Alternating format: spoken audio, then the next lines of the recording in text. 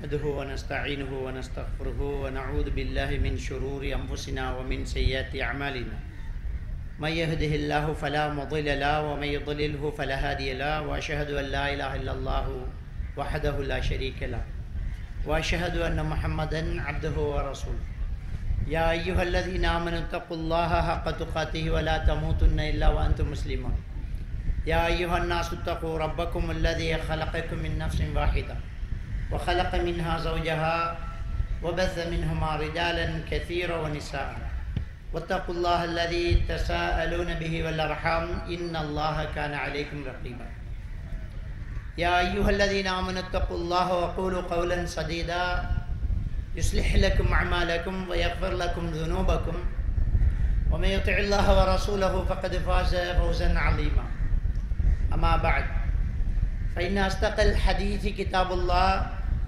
وإن خير الهدي هدي محمد صلى الله عليه وسلم وشر الأمور محدثاتها وكل محدثة بدعة وكل بدعة ضلالة وكل ضلالة في النار.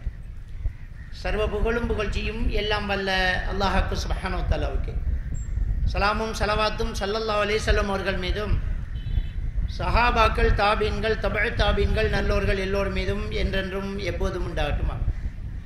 அன்புக்குரிய அருமை சகோதரர்களே, இன்றைய கால சூழ்நிலைக்கு ஏற்ப மிக அவசியமான ஒரு தேவையாக கருதி வழி நடத்தப்பட வேண்டிய இளைஞர் சமுதாயம் என்ற ஒரு தலைப்பு இன்றைக்கு தேர்ந்தெடுக்கப்பட்டிருக்கிறார்.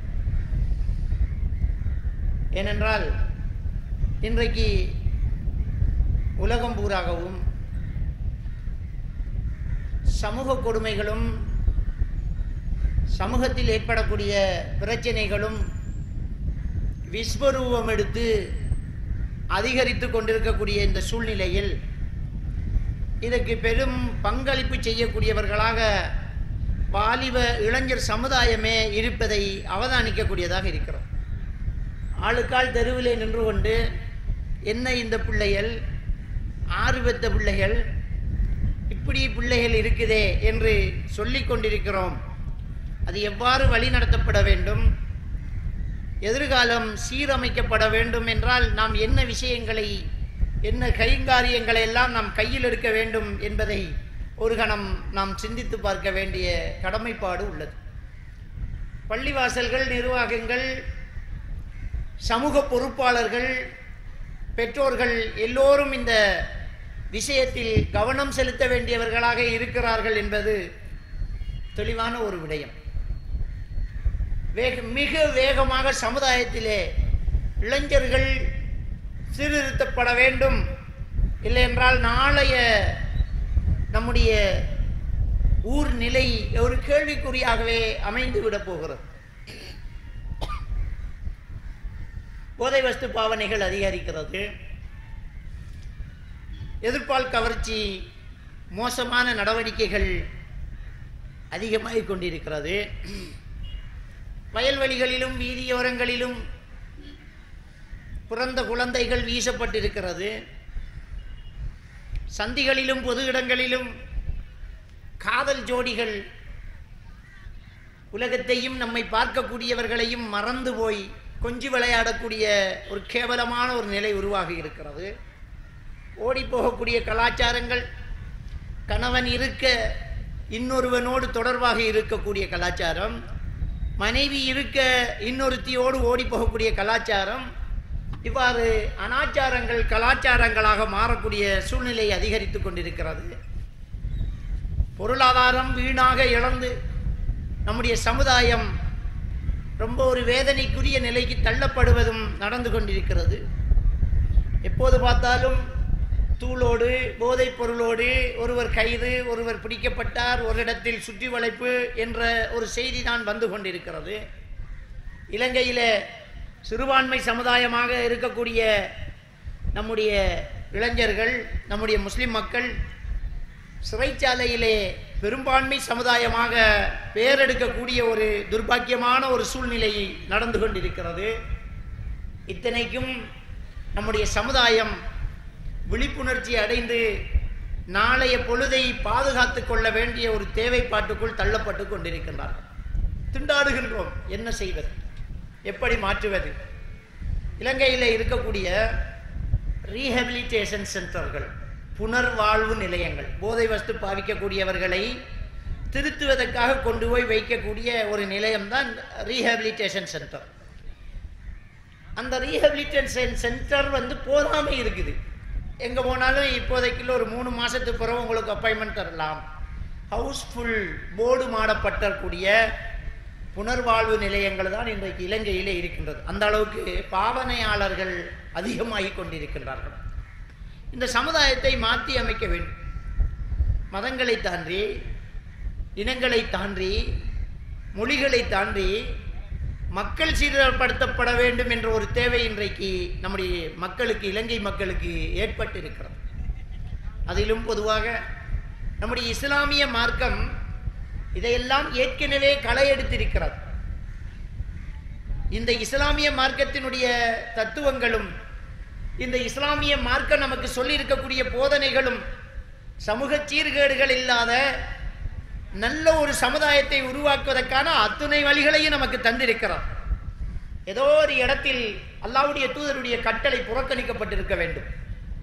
அல்லாஹ்வுடைய திருக்குர்ஆன் வசனங்கள் நம்மால் எடுத்து பார்க்கப்படாமல் புறந்தள்ளப்பட்ட இருக்க வேண்டும். அப்படி இருந்திருந்ததால் தான் இன்றைக்கு நம்முடைய சமுதாயம் ஒரு கேள்விக்குறியாக மாறி இருப்பதை பார்க்கக்கூடியதாக இருக்கிறது.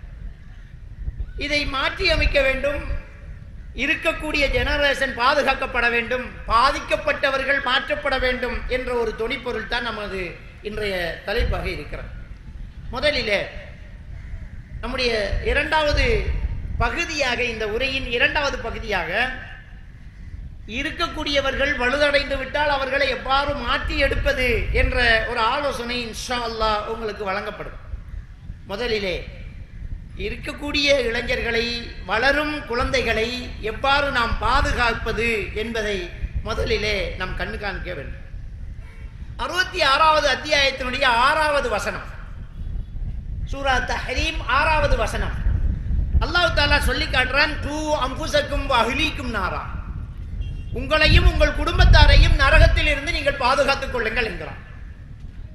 ஆக இது நமக்கு ஒரு பொறுப்பான ஒரு விடயமாகத்தான் இருக்கிறது. நபிகள் பெருமானார் ஸல்லல்லாஹு அலைஹி வஸல்லம் அவர்கள் சொல்கிறார்கள், குல்லுக்கும் ராயின் வ குல்லுக்கும் மஸ்ஊலின் அன் ரஇயத்திஹி, நீங்கள் ஒவ்வொருவரும் பொறுப்புதாரிகள், உங்கள் பொறுப்புகள் பற்றி நாளை மறுமையிலே விசாரிக்கப்படுவீர்கள் என்று நபிகள் நாயகம் ஸல்லல்லாஹு அலைஹி வஸல்லம் அவர்கள் சொல்லி காட்டுறாங்க. இந்த குழந்தைகள் நம்முடைய வாரிசுகள், இறைவன் நமக்கு தந்த அமானிதங்கள். அந்த அமானிதங்களை நாம் சரியாக நிறைவேற்ற வேண்டும். அவர்கள் விடயத்தில் நாம் மறுமையில் விசாரிக்கப்படுவேன். அந்த மறுமையின் விசாரணையில் நாம் பொறுப்பு சொல்ல வேண்டும். ஒருவனே ஏதோ பிறந்தது வளர்ந்தது என்று இருக்கக்கூடாது, வளர்க்க வேண்டும். இன்றைக்கு குழந்தைகள் வளர்கிறது, வளர்க்கப்படவில்லை. நல்ல போஷாக்கான உணவு கொடுக்கிறோம், நல்ல ஆடை கொடுக்கிறோம், ஆரோக்கியம் கொடுக்கிறோம், நல்ல ஒரு ஸ்கூல்ல சேர்த்து விடுறோம், நல்ல கல்வி, பயிற்சி, விளையாட்டு எல்லாம் கொடுக்கிறோம். ஆனால் ஈமான், தக்வா அங்கு கொடுக்கப்படவில்லை. அதனால் எதிர்காலம் கேள்விக்குறியாக அந்த பிள்ளைக்கு மாறிவிடுகிறது. இந்த இஸ்லாமிய மார்க்கம் எல்லா காலத்துக்கும் பொருத்தமானது என்பதை ஒரு சிலர் அவ்வப்போது மறந்து விடுகிறார்கள் போலும். அதனால்தான் இந்த காலத்தில் இப்படி செய்யலாமா என்ற ஒரு கேள்வி நமக்கு வருகிறது. அப்படி பார்க்க போனா எப்படி அப்படிங்கிற ஒரு விஷயம் நமக்கு வருது. முதல்ல ஆணித்தரமாக ஒரு விஷயத்தை நம்முடைய மனதில் வைத்துக் கொள்ள வேண்டும். இந்த இஸ்லாமிய மார்க்கம் இன்னும் 1000 ஆண்டுகள் உலகம் இருந்தாலும் அப்போதெல்லாம் தெளிவாக வழிகாட்டக்கூடியதாக, நாகரீகமாகத்தான் இருக்கும் என்பதை நாம் முதலில் புரிந்து கொள்ள வேண்டும். 5வது அத்தியாயத்தினுடைய 3வது வசனம், சூரத்துல் மாயிதாவினுடைய 3வது வசனம், அல்லாஹ் தஆலா சொல்றான், யௌம அக்மல்து லக்கும் தீனக்கும், இந்த மார்க்கத்தை உங்களுக்கு இன்றோடு பூர்த்தியாக்கி விட்டேன். வ அத்மம்து அலைக்கும் நிஅமதி, என் அருளை நான் உங்களுக்கு பூர்த்தியாக்கி விட்டேன். வ ரதீது லக்குமுல் இஸ்லாம தீனா, உங்களிடம் இஸ்லாத்தை தான் மார்க்கமாக நான் ஏற்றுக்கொண்டு விட்டேன் என்று அல்லாஹ் தஆலா சொல்லி காட்டுறான். அப்ப இந்த இஸ்லாமிய மார்க்கம் நாகரீகம், தொழில்நுட்பம் இதெல்லாம் வளர்ந்து விஞ்ஞானம் உச்சத்தை தொட்டாலும் பொருத்தமானதாகத்தான் இருக்கும் என்பதில் இரண்டாம் கருத்துக்கு இடம் கிடையாது. கடந்த காலங்களை எடுத்து பார்த்தால், நபிகள் நாயகம் ஸல்லல்லாஹு அலைஹி வஸல்லம் அவர்களுக்கு முன்னால் உள்ள காலங்களை எடுத்து பார்த்தால், மக்களுடைய கலாச்சார மாற்றங்களுக்கு ஏற்ப, சூழ்நிலைக்கேற்ப அவர்களுக்கு ஏற்கனவே கொடுக்கப்பட்ட சுஹுஃபுகள், வேதங்கள் மாற்றப்பட்டு அடுத்த ஒரு புதிய தூதர் வந்து அந்த மக்களுக்கு புதிய மார்க்கம் கொடுக்கப்பட்டிருக்கிறது. ஆனால் நபிகள் நாயகம் ஸல்லல்லாஹு அலைஹி வஸல்லம் அவர்கள் இறுதி தூதராக இருக்கிறார். அவர் சொன்னதுதான் மார்க்கம், அதுதான் சட்டம், அதில் மாற்றம் கிடையாது. அல்லாஹ்வுடைய அந்த தூதருக்கு அல்லாஹ் தஆலா ஒரு வாக்குறுதியை கூட அளித்து வைக்கிறான். சூரத்து நஜ்ம் 3வது வசனத்திலே அல்லாஹ் தஆலா சொல்லி காட்டுகிறான், வமா யன்திகு அனில் ஹவா, அவர் மனோ இச்சை பிரகாரம் பேச மாட்டார். அவர் பேசுவதெல்லாம் இன் ஹுவ வஹ்யுன் இல்லா யூஹா, அவருக்கு அறிவிக்கப்பட்ட வஹிதான், வஹியத்தான் பேசுவார் அப்படின்னு சூரத்து நஜ்ம் 3 வசனத்தில் அல்லாஹ் தஆலா சொல்லிக்கிறார்.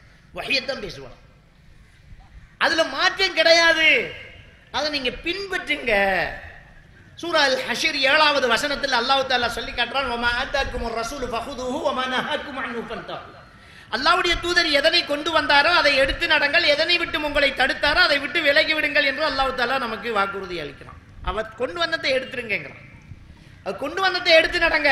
சூரத்துல் அஹ்ஸாபினுடைய 26வது வசனத்தில் அல்லாஹ் தஆலா சொல்லி காட்டும்போது, லக்கத் கான லக்கும் ஃபீ ரசூலில்லாஹி உஸ்வத்துன் ஹஸனா, இந்த அல்லாஹ்வின் தூதரில் உங்களுக்கு அழகிய முன்மாதிரி இருக்கிறது என்று அல்லாஹ் வாக்குறுதி அளிக்கிறான். மாற்று கருத்து கிடையாது. அல்லாஹ்வுடைய தூதர் சொன்னதுதான் சட்டம், அதுல மாற்றம் கிடையாது. நவீனம், தொழில்நுட்பம், விஞ்ஞானம் என்று என்ன உச்சத்தை நீ தொட்டாலும் நாகரீகம் என்ற பெயருக்குள் அடங்காமல் நழுவிவிடக்கூடியதல்ல இந்த மார்க்கம். இந்த மார்க்கத்தினுடைய சட்ட திட்டங்கள் எல்லாம் எல்லா காலத்துக்கும் பொருத்தமானதுதான். எல்லா ஆய்வாளர்களும் அறிவியலாளர்களும் இந்த இஸ்லாத்தின் பக்கம் இறுதியாக வந்து தஞ்சம் அடைவது கண்கூடு. எல்லா கண்டுபிடிப்பாளர்களும் இந்த இஸ்லாத்தை பார்த்து விழிப்புருவங்களை வில்லாக்குகிறார்கள். என்ன இது ஆச்சரியமா இருக்குது, 1400 ஆண்டுகளுக்கு முன்னால் இப்படி ஒரு தத்துவத்தை எப்படி சொல்ல முடியும் என்று அவர்கள் வியந்து போகக்கூடிய அளவுக்கு இந்த மார்க்கம் ஆணித்தரமான உறுதியான விஷயங்களை சொல்லிக்கொண்டே இருக்கிறார். கடல் ஆய்வாளர் ரூசோ அந்த கடலுக்குள் இருக்கும் அற்புதங்களை இந்த நூற்றாண்டில் கண்டுபிடித்தார். இந்த நூற்றாண்டிலே அவர் சொல்கிறார், ஆழ்கடலுக்குள் அலைகள் அரிக்கிறது, அந்த ஆழ்கடலில் இருட்டுக்கள் இருக்கிறது, அது தட்டு தட்டாக இருக்கிறது, உள்ளே இருப்பவன் கையை நீட்டினால் கையில் உள்ள பளபளப்பு கூட அங்க தெரியாதுங்கிறான் டாக்டர் ரூசோ. அல்லாஹ் தஆலா எப்போதோ திருக்குர்ஆனிலே சொல்லிவிட்டான், இந்த ஆழ்கடல் இருள் மாதிரி தான் ஈமான் கொள்ளாதவர்களுடைய இதயம், அதற்குள்ளும் அலை இருக்கிறது. அப்ப அவன் இன்டர்னல் வேவ்ஸ், உள்ள அலை வெளி அலை என்று அவன் இருக்குதுன்னு இப்பதான் ரூசா சொல்றான். திருக்குர்ஆன் அப்பவே சொல்லிட்டு உள்ளேயும் அலை இருக்கிறது என்கிறான். அதே மாதிரி அவன் என்ன சொல்றான்டா, பொதுவாக இந்த கையினுடைய இந்த உள்ளங்கை பகுதியும் கால் பாதமும் ஆழ்கடலுக்குள் போகும்போது பளபளக்கும். ஆனால் ஒரு 100 அடி கீழே போகும்போது இருட்டு தொடங்கும். அப்ப கையின் பளபளப்பு கண்முன்னே வைத்தாலும் தெரியாது, அவன் கையை அவனால் பார்க்க முடியாது என்றுதான் ரூசோ சொன்னான். அல்லாஹ் அதே வாசகத்தை சொல்கிறான், லம் யகத் யராஹு, அவன் கையை நீட்டினால் அந்த கையை கூட பார்க்க முடியாது என்கிறான். அந்த அளவுக்கு இந்த இஸ்லாமிய மார்க்கம் இன்றைக்கு வியந்து போகக்கூடிய அளவுக்கு நமக்கு மார்க்கம் சொல்லுகிறது. ஆனால் நம்மவர்கள் பார்த்தால் இன்றைய காலம், இன்றைய ஃபேஷன், இந்த உலகத்துல இப்படி இருக்கலாமா, கரண்டை காலுக்குள்ள இப்ப உடுக்கலாமா, தாடியை இப்ப வைக்கலாமா, இப்ப மதரசாவில் எல்லாம் ஓத விடலாமா, அது படிப்பறிவு வராத பிள்ளைகளுக்குரியது என்று நாங்களே மதரசாக்களை ஒதுக்கிவிட்டோம். அப்படித்தான் நம்ம நினைக்கிறது. 4 பிள்ளையில ஒரு பிள்ளை துண்டாவா இருந்தா, துடினமா இருந்தா, இவனை மதரசாவில் சேர்க்கணும் அப்படின்னு ஓடுறோம். நம்ம மதரசாவில் சேர்க்கறத நம்ம பார்க்கிறோம். அன்புக்குரியவர்களே, அப்ப மதரசாவில் படிப்பு ஏறாதவனை சேர்க்கணுங்கிற கொள்கை நமக்குள்ள வந்தாச்சு. இப்ப முதல்ல நம்ம என்ன செய்யணும்னு சொன்னா, நம்ம பிள்ளைகள்ல நல்ல திறமையானவர்கள் படிக்கணும், எல்லாருமே இந்த மார்க்கத்தை படிக்கணும். கல்வி அவசியம். எந்த கல்வி? மார்க்க கல்வி ரொம்ப அவசியம். மறுமையில் பிரயோசனம் தரக்கூடிய கல்வி அந்த கல்விதான். மறுமையில் பிரயோசனம் தரக்கூடிய கல்வியை நம்ம பிள்ளைகளுக்கு கொடுக்கணுமே, அதுல ரொம்ப தவறிட்டோம். நம்ம ஒரு விஷயத்தை நம்ம தெளிவா புரிஞ்சு கொள்ளணும். கால் மார்க்ஸ் போன்ற தத்துவஞானிகள் எல்லாம் அவன் பார்த்த மார்க்கத்தை வைத்து அது அறிவுடைமை அல்ல, அது மூட நம்பிக்கை என்றுதான் சொன்னான். அதனால்தான் கால் மார்க்ஸ் சொன்னான், the religion is the opium of the masses. மதம் என்பது மக்களை மயக்கும் மது என்றான். ஆனால் இஸ்லாமிய மார்க்கத்தை பார்த்த ஐன்ஸ்டீன் போன்ற மிகப்பெரிய அறிவாளர்கள் எல்லாம், ஐன்ஸ்டீன், ஆல்பர்ட் ஐன்ஸ்டீன் சொன்னான், the science without religion is lambed தான் சொன்னான். மதம் இல்லாத விஞ்ஞானம் முடமானது என்றுதான் ஐன்ஸ்டீன் சொன்னான். எல்லா விஞ்ஞானமும் ஒரு இடத்தில் தோற்று போய் நிற்கும் போது இஸ்லாம் தான் அதுக்கு வழிகாட்டுகிறது. எல்லா அறிவியலும் ஒரு இடத்தில் உறங்கி போகிறது. விஞ்ஞானத்தில் முடிவு சொல்லாத ஒரு கட்டம் இருக்கும். இதுக்கு காரணம் சொல்ல முடியாது. விஞ்ஞானம் என்றால் எக்ஷன் ரியாக்ஷன் அது இருக்கணும். நாம் பேசுறது இந்த மைக்கு வாங்கித்தான் பெரிய சத்தமா வருது. அதான் சயின்ஸ். விஞ்ஞானம் என்பதற்கு 4 வரைவிலக்கணம்: தகவல்களை சேகரித்தல், ஒழுங்குமுறைப்படுத்தல், பரிசோதனை செய்தல், நிரூபித்தல். இதுக்குள்ள வந்தா தான் விஞ்ஞானம். அப்போ ஆக்ஷன் ரியாக்ஷன் கண்டிப்பா இருக்கணும். ஆனா இந்த கடல் அலை சயின்ஸ்ல தோற்று போகுது. அதனால அதுக்கு சயின்டிஸ்ட் சொல்லக்கூடிய பேர் சூப்பர் நேச்சுரல். ஏன்னா ஒரு பெரிய தண்ணீர் பரப்புல காத்து அடிச்சா தண்ணி அசையலாம், ஆனா துள்ளி குதிக்க முடியாது. துள்ளி குதிப்பதற்கு விஞ்ஞானத்துல எந்த ஒரு ஆக்ஷனும் இல்லை, இந்த ரியாக்ஷனுக்கு ஆக்ஷன் இல்லை. அதனால கடல் அலைக்கு விஞ்ஞானம் சொன்னது சூப்பர் நேச்சுரல். ஒரு கருவில் இருக்கக்கூடிய குழந்தை பிறப்பது சூப்பர் நேச்சுரல். ஏன்னா அந்த குழந்தை 3 இடத்துல திரும்பணும். தாயினுடைய இடுப்பு என்பு வழியாக அது வெளியில வர்றதுக்கு 3 இடத்துல டேர்ன் ஆகும். அந்த தலையை திருப்பி தோலை கொண்டு அந்த சுஜூதுடைய நிலையில வந்தால் குழந்தை பிறக்கும். குழந்தையும் திரும்பாது, தாயும் திருப்பாது, வைத்தியர்களும் செய்ய முடியாது, தானா நடக்கிறது. இதுக்கு சூப்பர் நேச்சுரல் என்று சயின்ஸ் ஃபைல க்ளோஸ் பண்ணிட்டு போயிட்டே இருக்காங்க. ஆனா இஸ்லாமிய மார்க்கம் மட்டும்தான் சொல்லுது சும்ம சபீல யஸரா. இந்த மனிதனை அழகாக படைத்து நாம் அதன் வழியையும் இலகுபடுத்துறோம். அது பிறக்கக்கூடிய ஏற்பாட்டையும் நம்ம தான் செஞ்சோங்கிறான். அப்ப சூப்பர் நேச்சுரல் என்று மூடி மூடி வைக்கக்கூடிய இடத்தில் தான் இஸ்லாத்தின் பக்கம் ஆய்வாளர்கள் வந்து கொண்டிருக்கிறார். இந்த புனிதமான இஸ்லாத்தில் இருப்பதற்கு சிலருக்கு வெக்கமா, தொப்பி போட வெக்கம், தாடி வைக்க வெக்கம், ஃபர்தா போட வெக்கம், முஸ்லீம் என்று காட்டிக்கிறதுக்கு வெக்கம், பேர் வைக்கும் போது கூட ஒரு கேவலமான ஒரு விஷயம். அந்த ஒரு முஸ்லீம் என்று தெரியாத அளவுக்கு ஒரு மேடனா ஒரு பேர் தான், ஒரு மொடனா தரணும் பேர், எல்லாத்துக்கும் பொருத்தமா இருக்கணும், அப்படி பேர் கேட்கிறாங்க. அந்த அளவுக்கு இன்றைக்கு இஸ்லாம கேவலமா நினைக்கிறாங்க. இஸ்லாத்துல இருக்கிற எவ்வளவு பெரிய பெருமை தெரியுமா? நான் ஒரு முஸ்லீம் என்று சொல்றதுல எவ்வளவு பெரிய சிறப்பு இருக்கு தெரியுமா? அல்லாஹ் தஆலா யாருக்கும் கொடுக்காத பாக்கியத்தை நமக்கு தந்திருக்கிறானே. ஒட்டுமொத்த உலகமும் நம்ம ஒரு கையில இருந்தாலும் அல்லாஹ்விடத்துல வெற்றி பெற முடியாது. இல்ல 5வது அத்தியாயத்தினுடைய 36வது வசனத்தில் அல்லாஹ் தஆலா சொல்றான், இன்னல்லதீன கஃபரு லவ் அன்ன லஹும் ஃபில் அர்தி ஜமீஆ வ மிஸ்லுஹு மஅஹு. நிராகரித்து விட்டவர்கள் கையில இந்த ஒட்டுமொத்த உலகமும் இருந்து அதுபோல் இன்னொன்றும் இருந்தால் லியஃப்தது பிஹி மின் அதாபி யௌமில் கியாமா, மறுமையின் தண்டனையிலிருந்து தப்பித்துக் கொள்ள அதை பகரமாக கொடுத்து என்னை விட்டுடு யா அல்லாஹ் என்றாலும் முடியாது. உலகமே இருந்து அதை போல இன்னொன்று இருந்து தப்பிக்க முடியாது. ஆனா ஈமான் இருந்தா தப்பிக்க முடியும் பாருங்க. அந்த இஸ்லாம் இருக்கிறது எவ்வளவு பெரிய பொறுமதி. அந்த இஸ்லாத்தை கேவலமாக நினைத்து விடக்கூடாது. குழந்தைகளுக்கு முதல்ல மார்க்கத்தை சொல்லிக் கொடுக்கணும், தக்குவாவை சொல்லிக் கொடுக்க வேண்டும். இதுதான் முக்கியமான ஒரு விஷயமாக இருக்கு. தக்குவாவை நாம் என்ன செய்யணும்? சொல்லிக் கொடுக்கணும். அந்த தக்குவாவை நாம் சொல்லிக் கொடுக்கும் போதுதான் இந்த பிள்ளைகளுடைய வளர்ச்சியை நம்ம காண முடியும். இதுக்கு நாங்க பெற்றோர்கள், பொறுப்புதாரிகளும் ஆசிரியர்களும் ஒரு விஷயத்தை கவனிக்கணும். அல்லாஹ் தஆலா 31வது அத்தியாயம் சூரத்து லுக்மானுடைய 12வது வசனத்துல அல்லாஹ் தஆலா என்ன சொல்றான்னு சொன்னா, وَإِذْ قَالَ لُقْمَانُ لِابْنِهِ وَهُوَ يَعِظُهُ يَا بُنَيَّ. அல்லாஹ் என்ன உதாரணம் சொல்றான்டா, லுக்மான் அலைஹிஸ்ஸலாத்தை கொண்டு வரான். அதுக்கு முன்னாடி அல்லாஹ் தஆலா என்ன சொல்றான்னு சொன்னா, وَلَقَدْ آتَيْنَا لُقْمَانَ الْحِكْمَةَ. லுக்மானுக்கு நாம் அறிவுஞானத்தை கொடுத்தோம். லுக்மானுக்கு நாம் அறிவுஞானம் கொடுத்தோம். அவரை பற்றி ஒரு வரண்டிதாராம் அல்லாஹ். லுக்மான் அறிவுஞானம் கொடுக்கப்பட்டவர் அப்படின்னு. அதுக்கப்புறம் அல்லாஹ் தஆலா லுக்மான் அலைஹிஸ்ஸலாத்து வஸ்ஸலாம் அவர்களை உதாரணமா சொல்றான்.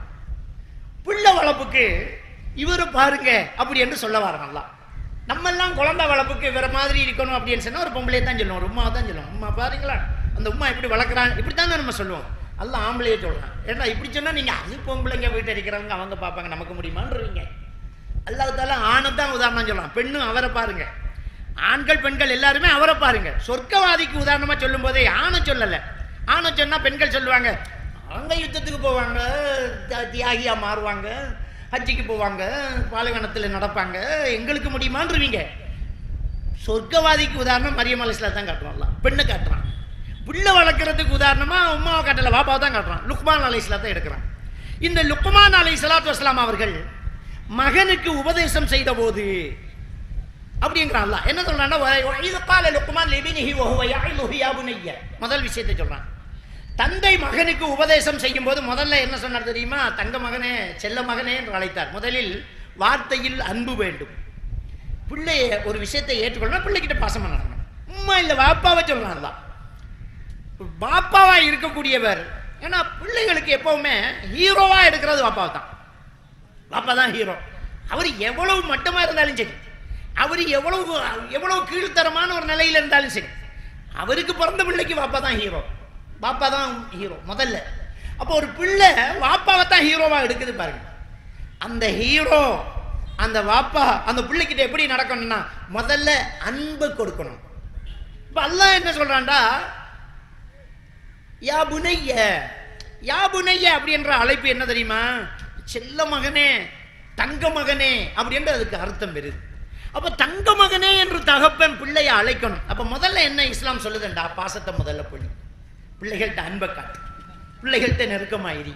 அதுங்க இப்ப என்ன நடக்குதுன்னா, இந்த பிள்ளை வளர்ப்புல பெற்றோர்கள் பிள்ளைகிட்ட இல்லாம போறது ஒரு துர்பாக்கியமான ஒரு சூழ்நிலை. இன்னைக்கு பிள்ளைகள் கெட்டு போறதுக்கு ஒரு முக்கியமான காரணம் என்னன்னா, பாப்பா அம்மா பக்கத்துல இல்லை, இருக்கிறாங்க ஆனா இல்லை, அவ்வளோ பிஸியாம். ஏன்னா குடும்பத்துக்காக ஓடுறோம் பிள்ளை எழும்புறதுக்கு முன்னாடி கிளம்பி பிள்ளை தூங்கினது பிறகு வராது. அப்படியே ஒரு நாள் வீட்டில் இருந்தாரு, இவரும் போனும் ஃபேஸ்புக்கும் வாட்ஸ்அப்பும் தான். அம்மா ஒரு பக்கம் பாப்பா ஒரு பக்கம், பிள்ளைகளோட கதைக்கிறது இல்லை. பிள்ளைகளோட ஆட்டக்காரங்க கதைக்கிறான், ஸ்கூல் டீச்சர்ஸ்மார் கதைக்கிறாங்க, கிளாஸ் நடத்துறவங்க கதைக்கிறாங்க, பிள்ளைகளோட பழகக்கூடிய சமவயது குழுக்கள் கதைக்குது. அவங்க நல்ல ஆரோக்கியத்தை எதிர்பார்ப்பாங்களா? அவங்க விஷயத்துல இந்த பிள்ளையால என்ன பிரயோசனம் எடுக்கலாமோ அதான் யோசிப்பாங்க. அதனாலதான் பிரச்சனைகளே நடந்துகிட்டு இருக்கு. தயவு செஞ்சு இதை புரிஞ்சுக்கொள்ளணும். அப்ப தாய் தகப்பனுக்கு பிள்ளையோட ஒரு நெருக்கம் இருக்கணும். அன்பு வார்த்தை சொல்லி பக்கத்திலேயே இருக்கு. பழையவங்க ஒரு பிள்ளை தப்பு செஞ்சா என்ன சொல்லுவாங்க தெரியுமா? வாப்பாவோட இருந்து சோறு திண்டிக்காடா நீ அப்படின்னு கேட்பாங்க. எதுக்கு? வாப்பாவோடு பிள்ளைக்கு நெருக்கம் கூட இருந்தால் அவன் கெட்டு போறதுக்கான வாய்ப்பு குறையும். அவன் கெட்டு போக மாட்டான். பழையவங்க சொல்லுவாங்க, நூலை போல செயல தாயை போல பிள்ளைன்றான். அந்த தாயை போலதான் பிள்ளை வரும், நூலை போலதான் செயலை வரும், பூவோடு சேர்ந்த நாறு மணக்கும் அப்படிங்கிறாங்க. அப்ப அந்த நெருக்கம் ரொம்ப பெரிய முக்கியம். சின்னத்துல இருந்தே நம்ம என்ன செய்யறோம்னா தள்ளி வைக்கிறோம். டியூஷன் அது இது என்று அள்ளி அணிச்சு வெளுத்து வைக்காம தள்ளி போட்டுக்கிட்டே இருக்கிறோம். எப்போவாவது தாய் தகப்பன் சந்திக்கிறாங்க, அப்ப கூட அவர் தள்ளி நிற்கிறார். பழைய காலத்து பெற்றோர்களும் பிள்ளைகளும் இருந்த அந்த நெருக்கம், அந்த ரிலேஷன்ஷிப் இப்ப குறைஞ்சு போச்சு. நாங்கள்லாம் சின்ன வயசுல இருக்கக்குள்ள பாப்பா முதுகுல ஏறி ஆன விளையாட்டு, பாப்பா தவழுவாங்க திண்ணையில, நாங்க முதுகுல ஏறி இருப்போம். இப்ப எந்த பாப்பா பிள்ளைய முதுகுல ஏற்றிக்கிட்டு தவழ்ந்து இருக்கிறாங்க? அப்படியே பிள்ளைகளோடு திண்ணையில உருண்டு பிறண்டு விளையாடக்கூடிய அந்த பெற்றோர்களை காணலையே. இப்ப எல்லாம் டைல்ஸ் பிடிச்சு வச்சுட்டு சோபா செட் வச்சுட்டு அந்த துணி சுருங்கிடக்கூடாது, காலுக்கு அதுல சுவர்ல ஊத்தப்படக்கூடாது. இப்படித்தான் நம்ம பிள்ளை வளர்க்கணும். இயந்திரமாக்கிட்டோம் பிள்ளைகளை. அந்த பேரண்ட்ஸ் அந்த பிள்ளைகளோட நெருக்கத்தை வைக்கிடல, தொழில் அப்படி இங்கிலீஷ் தான் பேச வைக்கிறோம். தப்பு கிடையாது. ஆனா டைம்ஸை விட ஜஸாக்கல்லாஹ் ஹைரான் நல்ல, வாவ் என்கிறத விட மாஷா அல்லாஹ் ரொம்ப நல்ல. அதை செய்வோமே நம்ம. குட் மார்னிங்கை விட அஸ்ஸலாமு அலைக்கும் எவ்வளவோ மேலு. ஏன் அதை சொல்ல மாட்டேங்க? அது வெக்கம். இப்போ உள்ள ஃபெஷனுக்கு குட் நைட் அப்படின்னு சொல்லிட்டு பிள்ளைகளை தூங்க பழக்கிறோமே தவிர அஸ்ஸலாமு அலைக்கும்மா அப்போ நான் தூங்குறேன் என்று சொல்றதுக்கு நம்ம பிள்ளைகளை பழக்கிறது. Good afternoon, good night, good morning என்றுட்டு பிள்ளைகள் வீட்டுக்குள்ள வர்றது தான் நமக்கு ஸ்டைலா தெரியுது. அஸ்ஸலாமு அலைக்கும் என்றுட்டு வரணுங்கிறது நமக்கு தெரியல, பிள்ளைகளுக்கு அது புரியல. அப்ப இந்த பிள்ளைகளோடு நம்ம ரொம்ப நெருக்கமா இருக்கணும், கூடவே இருக்கணும், பக்கத்துல இருக்கணும், அவங்களுக்கு ஊட்டி விடணும், அவங்களோடு சாப்பிடணும், அவங்களோடு பேசணும், அவங்களை கண்ணை பார்த்து பேசணும், அவங்களோட பழகணும், அன்பு வார்த்தை பேசணும். அதான் வைது கால லுக்மான் லிபினிஹி வஹுவ யஇலுஹு யா புனை. முதல் விஷயம் திருக்குர்ஆன் சொல்லி காட்டுது. 31வது அத்தியாயத்தினுடைய 12-13வது வசனங்களை பாரு. அப்போ ஒரு பேரண்ட்ஸ் பிள்ளைகள்கிட்ட நெருக்கமா பழகணும். நீங்க ஃப்ரெண்டா இருந்தா தப்பான ஃப்ரெண்டு பிள்ளைக்கு தேவையில்லையே, வராத. உங்கள்கிட்ட மனம் விட்டு பேச முடியுமா இருந்தா ஏன் அவன் பிரச்சனையை உங்கள்கிட்ட சொல்லாம ஃப்ரெண்டு கிட்ட சொல்றான்? சிந்திச்சு பாருங்க. பெண் பிள்ளையா இருந்தாலும் ஆண் பிள்ளையாக இருந்தாலும் மனம் விட்டு பிள்ளைகள் பெற்றோர்கள்ட்ட பேசக்கூடிய ஒரு பழக்கம் வரணும். வந்தால் இந்த சமுதாயம் திருந்தும்.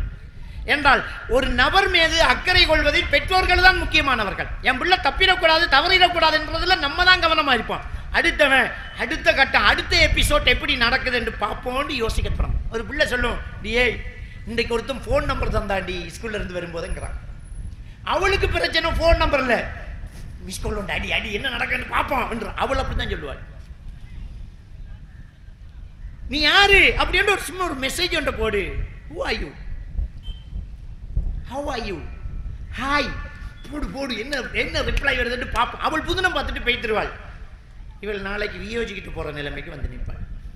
இதான் நடக்கும். இதே விஷயத்தை பேரண்ட்ஸ் கிட்ட சொன்னா, உமா ஒருத்தன் நம்பர் தந்தான் அப்படின்னு சொன்னா அடுத்தது என்ன செய்யணும் அப்படிங்கிறத உமா கைட் பண்ணுவான். ஸ்கூலையே மாற்றணுன்றுவான், இந்த டியூஷன் வேணான்றுவான், நான் வரேன் அவன்கிட்டன்றுவான். என்னடா நீ நான் செய்கிற வேலை, உமாவை போய் சந்திக்க போகிறேன்றுவான். அப்போ அந்த தாய் தகப்பனுக்கு அடுத்த கட்டம் பிள்ளைக்கு எப்படி இருக்கணும் இருக்கக்கூடாதுங்கிறது தெரியும்.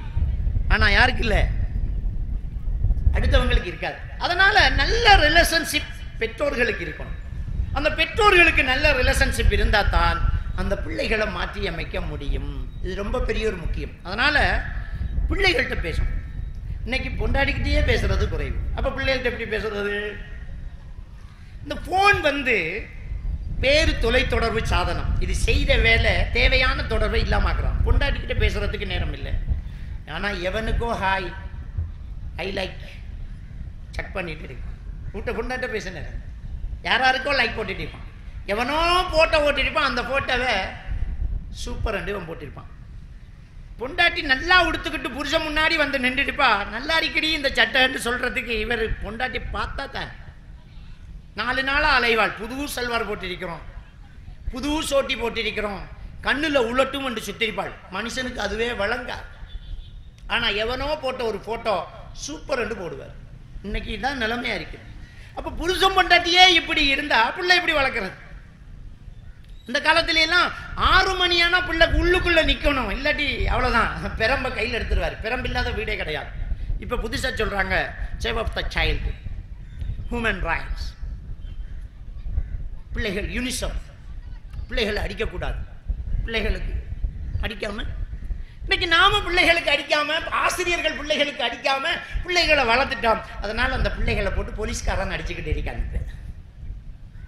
அதான் நடக்குது. கண்டிக்கணும், ஆனா கொலை செய்யக்கூடாது. பிள்ளைகளை போட்டு அடிச்சு சித்திரவதை செய்து காயம் பாற அளவுக்கு செய்யக்கூடாது, அது தப்பு. ஆனா ஒரு பெரம்பெடுத்து இப்படி ஓங்குறதுல என்ன தப்புங்கிறேன், கண்டிக்கிறதுல என்ன தப்புங்கிறேன். லேசா அடிக்கணும். ஃபதரிபுஹுன்ன கைரு முபர்ரிஹின், கடுமை இல்லாமல் அடியுங்க என்று பிரச்சனைக்கு தீர்வாக நபிகள் நாயகம் ஸல்லல்லாஹு அலைஹி வஸல்லம் அவர்கள் சொன்னது தப்பா? அல்லாஹ்வுடைய தூதரை விடவா நீங்க பெரிய சமூக தொண்டர்கள் ஆயிட்டீங்க? வளர்க்க முடியுமா பிள்ளைகள் அப்படி? அதை சொல்ற மேற்கத்திய நாடு எப்படி இருக்கிறது உங்களுக்கு தான் தெரியுமே. 18 வயசானா ஒரு பொம்பளைய கையில பிடிச்சுக்கிட்டு வீட்டை வருவான், பாப்பா அம்மா ஒன்றும் பேச முடியாது. இதுதான் மேற்கத்திய உலகம். 18 வயசுக்கு பிறகு உன் மகளை சந்திக்க ஒருத்தன் வருவான், கதவை திறந்து அவர் ரூமுக்கு விட்டுறணும், எத்தனை நாள் வேணும் என்றாலும் அவன் தங்குவான். இதுதான் மேற்கத்திய உலகம். ஐரோப்பிய நாடுகளுக்கு போனவர்களுக்கு தெரியும். என்னன்னு கேட்டால் 18 வயசு பிறகு அவங்க நம்ம பிள்ளை இல்லை, நைஜர் ஆயிட்டாங்க, முடியாது. நம்ம அப்படியா 48 வயசான என் பிள்ளை யாருடி அது அப்படின்னு கேட்போமா இல்லையா? எங்க அந்த கலாச்சாரம்? அந்த கலாச்சாரத்தை குழி தோண்டி புதைச்சிட்டோம். நம்ம மெல்ல மெல்ல மேற்கத்திய கலாச்சாரத்துக்கு நம்ம போறோம். அல்லாஹ் தஆலா அவனுடைய திருமறையில 5வது அத்தியாயத்தினுடைய 51வது வசனத்துல என்ன சொல்றாங்கிறத கொஞ்சம் பாருங்க. யா அய்யுஹல்லதீன ஆமனூ லா தத்தகிதுல் யஹூத வன் நஸாரா அவுலியா, யூதர்களையும் கிறிஸ்தவர்களையும் உங்கள் வழிகாட்டிகளாக எடுத்துக்கொள்ள வேண்டாம் ஈமான் கொண்டவர்களேங்கிறான் அல்லாஹ். எப்படி நீ எடுப்ப? அல்லாஹ்வுடைய தூதர் நமக்கு முன்மாதிரியாக இருக்கும்போது நீ எதுக்கு அங்க போற? இதை எடு. சூரா அல் ஹஷ்ர் 7வது வசனத்தில் சொன்னதை எடு. வமா ஆதாக்குமுர் ரசூலு ஃபகுதுஹு வமா நஹாக்கும் அன்ஹு ஃபந்தஹு எடு. அல்லாஹ்வுடைய தூதர் கொண்டு வந்ததை எடு, அவர் தடுத்ததை விடு என்று அல்லாஹ் சொல்வதை ஏன் நாம எடுக்க மாட்டேங்கிறோம்? யாரையோ பின்பற்றோம். அவனை மாதிரி முடி வெட்டணும், அவன் ஸ்டைல கொண்டு வரணும், அவனுடைய நாகரிகம், அவனுடைய கலாச்சாரம், அவனுடைய லோ, அவனுடைய சட்டம், அவனுடைய ஃபேஷன், இதான் நமக்கு பெருசா தெரியுது. என்ன ஃபேஷன்? அல்லாஹ்வுடைய தூதரை விட அழகான ஃபேஷன் சொல்ல முடியுமா? இந்த இஸ்லாமிய மார்க்கம் சொல்வதை விட ஒரு அழகான ஃபேஷனை நம்மளால கண்டுபிடிக்க முடியுமா? அல்லாஹ்வுடைய மார்க்கத்தின் பக்கமே எல்லாரும் வந்து இன்றைக்கு தஞ்சம் அடைகிறாங்க. அரசியலாகட்டும், சமூகவியலாகட்டும், கொடுக்கல் வாங்கலாகட்டும், எந்த விஷயத்திலும் இஸ்லாம் முன்மாதிரியாக போகிறாரு. ஆனா நமக்கு தான் அது பெருசா தெரியல, முற்றத்து மல்லிகை மணக்கிறது இல்லைங்கிற மாதிரி. அப்ப யாரை பின்பற்றிட்டு இருக்கிறோம் நம்ம? அப்ப நம்ம பிள்ளைகள்கிட்ட ரொம்ப நெருக்கத்தை வைக்கணும், பிள்ளைகள்கிட்ட நல்ல ரிலேஷன்ஷிப் வைக்கணும். பிள்ளைகள் 6 மணியானா வீட்டை வரணும், அப்பதான் சமூக கொடுமையை தடுக்க முடியும். இன்றைக்கு இண்டிவிஜுவல் கிளாஸ் தனியா பிள்ளைக்கு ஒரு சேரை போட்டு பாடம் நடத்தி பிள்ளைய நல்ல ரிசல்ட்ஸ் எடுத்து வைக்கணும். பிள்ளைய சொர்க்கத்துக்கு அனுப்பணுங்கிறதெல்லாம் நத்திங் இல்லை. நான் கேட்குறேன், கபூரில் கேள்வி கணக்கு டிப்ளமா முடித்தா, டிகிரி முடித்தா, பிஹெச்டி முடித்தாண்டு இருக்குமா? தொழுகையை பற்றியா? எதை பற்றி? நபிகள் நாயகம் ஸல்லல்லாஹு அலைஹி வஸல்லம் எதை பற்றி கேள்வி கேட்குறேன்னு சொல்கிறாங்க? அவ்வளவுமா யுஸல்லில் அப்து யௌமல் கியாமா அனிஸ் ஸலா. நாளை மறுமையில் ஒரு மனிதன் முதல் விசாரிக்கப்படுவது தொழுகையை பற்றி. எங்க அந்த தொழுகை? பிள்ளைகிட்ட தொழுகை பற்றி சொல்லிக் கொடுத்தோமா? சூரத்து நிசா 103வது வசனத்தில் அல்லாஹ் தஆலா சொல்றான், இன்ன ஸலாத்த கானத் அலல் முஃமினீன கிதாப மௌகூதா. இந்த தொழுகை என்பது மூமின்கள் மீது ஒரு நேரம் குறித்த கடமை. எங்கது? எங்க அந்த கடமை? பிள்ளைகள் விஷயத்துல, தொழுகை விஷயத்துல எங்க அங்க அக்கறை? தொழுதையாண்டு ஏன் கேட்க முடியல? சாப்பிடுறையே தொழுதியா, தூங்க போறையே தொழுதியா மகன் ஏன் கேட்க முடியாது? எத்தனை வயசானாலும் கேட்கலாம். பொண்டாட்டிக்கிட்ட புருஷன் கேட்கலாம், புருஷன்கிட்ட பொண்டாட்டி கேட்கலாம். ஒருத்தருக்கு ஒருத்தர் உதவி செய்யலாம், ஏவலாம், நன்மையை ஏவலாம், தீமையை தடுக்கலாம். அதை செய்யணுமே. கல்யாணத்துக்கு ஓதுற துவாவை என்ன? 2 பேர் கல்யாணம் பண்ணா என்ன துவா ஓதுறோம் நம்ம? எங்க நாம துவா ஓதுறது? வார அசரத்தை ஓதி ஆமின்னு சொல்லிட்டு போறாரு. நம்மள துவா கேட்க விட்டாத்த அவரே ஓதி ஆமின்னு சொல்லிட்டு காசை வண்டி பொக்கட்டுக்கு வச்சுட்டு போறாரு. அதெல்லாம் நபி வழி கிடையாது. நம்ம எல்லாரும் தான் துவா செய்யணும். துவா என்ன? பாரக்கல்லாஹு லக வ பாரக அலைக வ ஜமஅ பைனகுமா ஃபில் கைர். அல்லாஹ் உனக்கு அருள் செய்வானாக, உங்க 2 பேரையும் சூழவும் அல்லாஹ் அருள் செய்வானாக, 2 பேரையும் நலவில் அல்லாஹ் ஒன்று சேர்த்து வைப்பானாக. நலவுல ஒன்று சேர்த்து வைக்கணும். அதான் பொண்டாட்டி புருஷன் நலவுல ஒன்று சேரணும். அப்போ பொண்டாட்டி புருஷன் தான் மனைவி கணவனுக்கும், கணவன் மனைவிக்கும் உபதேசியாக மாற வேண்டும். அவர் ஃபினான்ஸுக்கு வாகனம் எடுக்க போனால் பொண்டாட்டி சண்டை பிடிக்கும். இனிமேல் நான் உங்களை தொட மாட்டேன், என்னை தொடுறதுக்கு நான் அனுமதிக்க மாட்டேன், உங்கள் சாப்பாடு நான் சாப்பிட மாட்டேன், நீங்கள் வாங்கின வாகனத்தில் நான் ஏற மாட்டேன், இது வட்டி நரகம், எப்படி வாங்குவீங்க அப்படி சொல்லணும். தாடி மாலையை அடகு வைக்க போகிறேன், அவசர தேவை அப்படின்னோடனே என் தங்க மகன், என் தங்க புருஷன் கேட்குறான்னு தங்கத்தை கலட்டி கொடுக்குற தங்கமாக இந்த தங்கங்கள் மாறக்கூடாது. வித்துட்டு எடு, இல்லைன்னா வைக்கணும், அது வட்டி அப்படி என்று இவ சொன்னா தான் அது தங்கம். இல்லாட்டி அது. அப்போ ஒருத்தருக்கு ஒருத்தர் உபதேசம் செய்யணும். அப்போ பிள்ளைகள்கிட்ட தொழுகையை நாம சொல்லிக் கொடுக்கணும், தொழுகையினுடைய அவசியத்தை கற்றுக் கொடுக்கணும். நல்லா போறவன், 5 நேரம் தொழுகிறவன், பள்ளிவாசலோடு தொடர்பு இருக்கிறவன் தூள் அடிச்சு போலீஸ் ஸ்டேஷன்ல நிப்பானா? எங்கேயாவது அடித்தாம், வீட்டுக்குள்ள பூந்தாம், வெளுத்தாம் என்று நமக்கு செய்தி வருமா? பள்ளிவாசலுக்கு போறவன் நான் பிள்ளை மாறும். அப்போ ஒரு சமுதாயத்தில் அல்லாவை பயந்து சீர்திருந்து வரக்கூடிய பிள்ளைகளை வெல்கம் பண்ணணும். எங்க வெல்கம் பண்றோம்? ஒருத்தன் அல்லாவுடைய தூதருக்காக தாடி வைக்க போறான்னு தாடி வச்சுட்டு போனா ஸ்கூல் தள்ளி நிக்க சொல்லுது. This not discipline. அல்லாவுடைய தூதர் தாடி வைக்க சொன்னாங்க, தாடியை விட சொன்னாங்க, தாடியை அடர்த்தியா வைங்கன்னாங்க, தாடியை குறைக்க கூடாதுன்னாங்க, தாடியை வலிக்க கூடாதுங்கிறாங்க. இந்த இலங்கை அரசாங்கம் நமக்கு முஸ்லிம் மத்திய மகா வித்தியாலயத்தை தந்திருக்குது. உங்க மதப்படி நீங்க பள்ளிக்கூடத்தை நடங்குங்கன்னு சொல்லுது. அதனால ஃபர்தா போறோம், தொப்பி போறோம், சலவாத்தி சொல்றோம், கிராத் ஓதுறோம். ஆனா தாடிங்கிறத இஸ்லாம் கண்டிப்பாக சொன்ன விஷயத்தை நாம அசிங்கமா கருதுறோம். பிரின்சிபல் முஸ்லீம், ஆசிரியர் முஸ்லீம், நிர்வாக முஸ்லீம், மாணவர் முஸ்லீம், ஆனா தாடி வைக்காத. என்னங்க இது? என்ன என்ன நிர்வாகம் செய்யணும்? என்ன ஊர் இது? அப்ப நான் கேட்கிறேன், இந்த அல்லாவுக்காக தாடி வைக்கிற பையன், அல்லாவுக்காக தாடி வந்திருக்குது, இந்த சுண்ணத்துக்காக தாடி வச்சுக்கிறேன், இது ஹராம், பலிக்க கூடாது என்று அல்லாவை பயந்து ஒருத்தன் நான் தாடியோட வர போறேங்கிறவன் சமுதாயத்துக்கு கேடு விளைக்கிறவனா? அவன் தீவிரவாதியா? அவன் தூள் பாவிக்கிறவனா? அவன் பொம்பளைகளுக்கு பின்னால லவ் பண்ணி தெரிகிறவனா? இல்லையே, அல்லாஹ் பயந்தவன் நல்லா தானே இருப்பான். அப்ப நல்லவனை வெளியில தூக்கி போட்டுட்டு கெட்டவனை உள்ளுக்கு போட்டு கஞ்சாவும் அடிபாடுது பள்ளிக்கூடத்தில், மானம் பைத்திரமென்று மறைச்சி வாழ்ந்து சமுதாய சீர்கேட்டுக்கு நம்ம தான் முற்றுப்புள்ளியை வைக்கிறோம், நம்ம தான் கேள்விக்குரிய வைக்கிறோம். சிந்திச்சு பார்க்கணும். நல்லவர்கள் உருவாக்கப்பட வேண்டும். பிள்ளைகள் தொழுகையாளிகளாக இருந்தால் எதுக்கு தப்பு செய்யுது? அல்லாஹ் பயந்தவனாக இருந்தால் எப்படி மாறும்? பிள்ளைகள் தவறு செய்யும். அல்லாஹ் தஆலா அவனுடைய திருமறையில் சொல்லி காட்டுறாங்க, இன்ன ஸலாத்த தன்ஹா அனில் ஃபஹ்ஷாஇ வல் முன்கர். தொழுகை மானக்கேடான விடயங்கள், பாவமான காரியங்கள்ல இருந்து உங்களை பாதுகாக்குங்கிறான். அப்ப பிள்ளை மானக்கேடான விடயம் செய்யக்கூடாது, பாவம் செய்யக்கூடாது. அப்படின்னா நீங்க தொழுகையாளியா மாத்தணுமா இல்லையா? எங்க அந்த கவனம்?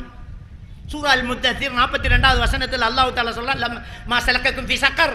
இந்த சக்கர் என்கிற நரகத்துக்குள்ள எதுக்கு வந்தீங்கன்னு அவர்களிடம் கேட்கப்படும். அவங்க சொல்லுவாங்க, லம் நகு மினல் முஸல்லீன், நாங்க தொழாம இருந்துட்டோமே என்பாங்க. சூரா அல் முத்தஸிர் 26வது வசனத்தில் அல்லாஹ் தஆலா சொல்றான், லவ்வாஹத்துன் லில் பஷர். இந்த நரகம், சக்கர் என்கிற நரகம் எப்படிப்பட்டது தெரியுமா? மனிதனுடைய தோலை கலட்டி விடும், அந்த அளவுக்கு உஷ்ணம். அவ்வளவு கொடுமையான அந்த நரகத்துக்குள்ள தொழாதவங்க தான் இருப்பாங்க என்றது அல்லாஹ் தஆலா சொல்றானே. மகனே நீ கண்டிப்பா தொழணும் அப்படின்னு பிள்ளைகளை தொழுகையாளியாக வளர்த்தா தவறு நடக்குமா? சமுதாயத்துல கெடுதிகள் நடக்குமா? பிரச்சனைகள் இருக்குமா? சிந்திச்சு பாருங்க. அப்போ பிள்ளைகள் நம்முடைய கட்டுப்பாட்டுக்குள்ள இருக்கணும், நம்முடைய ரிலேஷன்ஷிப் இருக்கணும், பிள்ளைகள்கிட்ட மார்க்கத்தை நம்ம சொல்லிக் கொடுக்கணும். அதனால தான் லுக்மான் அலைஹிஸ்ஸலாம் சொன்ன வாசகத்தை அல்லாஹ் தஆலா சொல்றான், யா புனை, என் தங்க மகனே என்ற ரிலேஷன்ஷிப்பை சொல்லிட்டு லா துஷ்ரிக் பில்லாஹ். அவர் சொன்ன முதல் உபதேசமே அல்லாஹ்வுக்கு இணை வச்சிடாது. முதல் விஷயமே மார்க்கம் தான், அல்லாஹ்வுக்கு இணை வச்சிடாது. அல்லாஹ்வுக்கு இணை வைக்காது, அல்லாஹ் தொழு. அல்லாஹ்வுக்கு இணை வைக்க கூடாது, இது மிகப்பெரிய அநியாயம். இன்ன ஷிர்க லல்லுல்முன் அஸீம் என்கிறான் அல்லாஹ். இணை வைத்தல் என்பது மிகப்பெரிய அநியாயங்கிறான். அநியாயம்ங்கிறது என்ன? அநியாயம்ங்கிறது என்ன? உரிய இடத்தில் ஒரு பொருள் வைக்கப்படாமல் இடம் மாற்றப்பட்டால் அது அநியாயம், அதானே? அப்ப அல்லாஹ்வுக்கு நன்றி செலுத்தணும், அந்த நன்றியை இன்னொரு ஆளுக்கு செலுத்தினா அது அநியாயம், அதான் இணை வைத்தல், மிகப்பெரிய இணை வைத்தல் அதான். அப்ப அல்லாஹ் நம்மளை படைத்திருக்கிறான், அனிஷ்குர்லி, அல்லாஹ்வுக்கு அனிஷ்குர்லில்லா, அல்லாஹ்வுக்கு நன்றி செலுத்துங்க. நீங்க நன்றி செலுத்துதெல்லாம் உங்களுக்கு தான். இன்னமா யஷ்குருல்லாஹ், அல்லாஹ்வுக்கு நீங்க நன்றி செலுத்துவதெல்லாம் லினஃப்ஸிஹி யஷ்குரு லினஃப்ஸிஹி, அவருக்கு தான் நன்றி செலுத்துறாங்க. உமக்கவர் யாரை நிராகரித்து விடுகிறார்களோ இன்னல்லாஹ கனியுன் ஹமீதுங்கிறான் அல்லாஹ். நிச்சயமாக அல்லாஹ்வுக்கு எந்த தேவையும் இல்லை உங்கள, அல்லாஹ் புகழுக்குரியவன் தான். நீங்க நன்றி செலுத்தணுங்கிற தேவை அல்லாஹ்க்கு இல்ல, நீ நன்றி செலுத்துற உனக்கு தான். அல்லாஹ்க்கு நன்றி செலுத்து. அப்ப அல்லாஹ் படைப்பானா, அல்லாஹ் படைச்சிக்கிறான், எவ்வளவோ தந்திக்கிறான். நம்ம குறை பிடிச்சி நிற்கிறோம், கருப்பா இருக்கிறனே, ஒல்லியா இருக்கிறனே, இதைத்தான் நம்ம பார்க்கிறோம். ஏன்னா நம்ம ஈமான் உள்ளவங்களா இருக்கிறோமே, அதை விட என்ன சிறப்பு இருக்குது சிந்திச்சுப்பார். அந்த ஈமான் இருக்குது, அதுக்கு நன்றி செலுத்தணுமா இல்லையா? சூரா அல் ஆதியாத் 100வது அத்தியாயம் முதல் 5 வசனங்கள் அல்லாஹ் குதிரை மேல சத்தியம் பண்றான். எந்த குதிரை? யுத்தத்துக்கு போற குதிரை. அதிகாலையிலேயே எழுந்து மூச்சுரைக்க ஓடக்கூடிய குதிரை மீது சத்தியமாக, தன் கால் கோரையை கற்பாறையில் தட்டி தீப்பொறியை கிளப்பி ஓடக்கூடிய குதிரை மீது சத்தியமாக, புழுதியை கிளப்பி கொண்டு ஓடக்கூடிய குதிரை மீது சத்தியமாக, எதிரிகளுக்கு நடுவிலேயே போய் நிற்கக்கூடிய அந்த குதிரை மீது சத்தியமாக, காலையிலேயே வேகமா ஓடக்கூடிய குதிரை மீது சத்தியமாக அல்லாஹ் யுத்தத்துக்கு போற குதிரையில சத்தியம் பண்றான். ஏன் தெரியுமா? கொள்ளு போட்டதுக்கும் புல்லு போட்டதுக்கும் முதுகுல இருக்கிறவன் சொன்னா செய்யுதுங்கிறதுனால. செத்துருவான்னு தெரியும், ஓடுது. அவன் ஓட்ட சொன்னா ஓடிக்கிட்டே இருக்குது, அதிகாலையிலேயே உற்சாகமா ஓடுது. எதிரி வெட்டுவான்னு தெரிஞ்சாலும் ஓடுது. புல்லு போட்டதுக்கு நன்றியுள்ள குதிரை மேல சத்தியம் பண்ணி 6வது வசனத்தை சொல்றான், இன்னல் இன்சான லிரப்பிஹி லகனூத், நிச்சயமாக இந்த மனிதன் தன் இறைவனுக்கு நன்றி கெட்டவனாக இருக்கிறாங்கிறான். ஏன்? அவன் தான் உன்னை படைத்தான். சூரத்து தஹர் 1வது வசனத்தில் அல்லாஹ் தஆலா சொல்றான், அல்லதா அலல் இன்சான் ஹீனும் மினத் தஹர் லம் யகுன் ஷையன் மذ்கூரா, இந்த மனிதனில் ஒரு காலம் இருந்ததா இல்லையா, அந்த காலத்தில் அவன் இன்ன பொருள் என்று சொல்லும் என்ன பொருளாகவும் இல்லாமல் இருந்தானேங்கிறான். நம்ம என்னன்னே தெரியாம இருந்தோங்க. சின்னவனா இருந்தோம், சிசுவா இருந்தோம், அதுக்கு பிறகு ஒரு உயிரணுவா இருந்தோம், பாப்பா அம்மா பிறக்கிறதுக்கு முன்னே என்னவாக இருந்தோம்? ஒன்றுமாக இருக்கலையே, நம்ம ஒன்றுமே இல்லையே. ஒன்றுமில்லாம உன்னை படைத்து இவ்வளவுக்கு அல்லாஹ் தஆலா நம்மளை இந்த உலகத்தில் பிறக்க வச்சு ஈமான் வேற தந்திக்கிறான்னா நன்றி உள்ளவனா இருக்கணுமா இல்லையா? எனக்கு சோறு இல்லை, கறி இல்லை, பட்டினி பசி வருமானம் இல்லைன்னு சொல்றோமே தவிர, அழகான சிந்தனைக்கக்கூடிய ஆற்றலை தந்திக்கிறான், பார்க்கக்கூடிய கண்ணை தந்திக்கிறான், கேட்கக்கூடிய காதை தந்திக்கிறான்னு புரிய மாட்டேங்குது நமக்கு.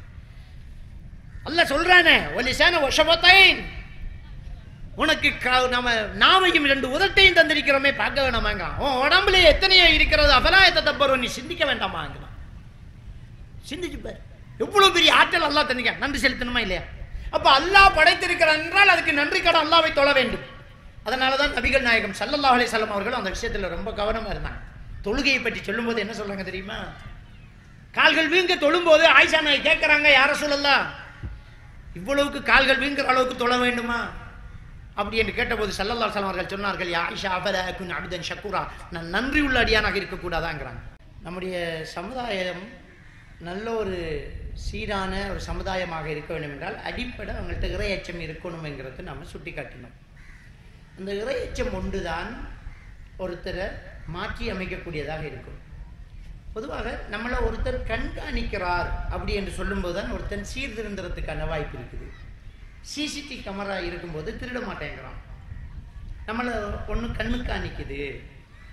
ஆனால் அந்த சிசிடிவி கேமரா கூட சில நேரம் வேலை செய்யாமல் போகும். நம்ம இருட்டில் இருந்தாலும் நம்மளை அல்லாஹ் பார்த்துக்கிட்டு இருக்கிறான், நம்மளோடு மலக்குமார்கள் இருக்கிறாங்க, நம்ம கவனிக்கப்படுறோம், நம்ம மறுபடி எழுப்பப்படுவோம், நமக்கு ஒரு தீர்ப்பு நாள் உண்டு என்ற ஒரு அச்சம் எப்போ மனசில் இருக்கிறதோ அப்போ தான் இந்த சமுதாயத்தில் பாவங்கள் இருக்காது, தப்புக்கள் நடக்காது.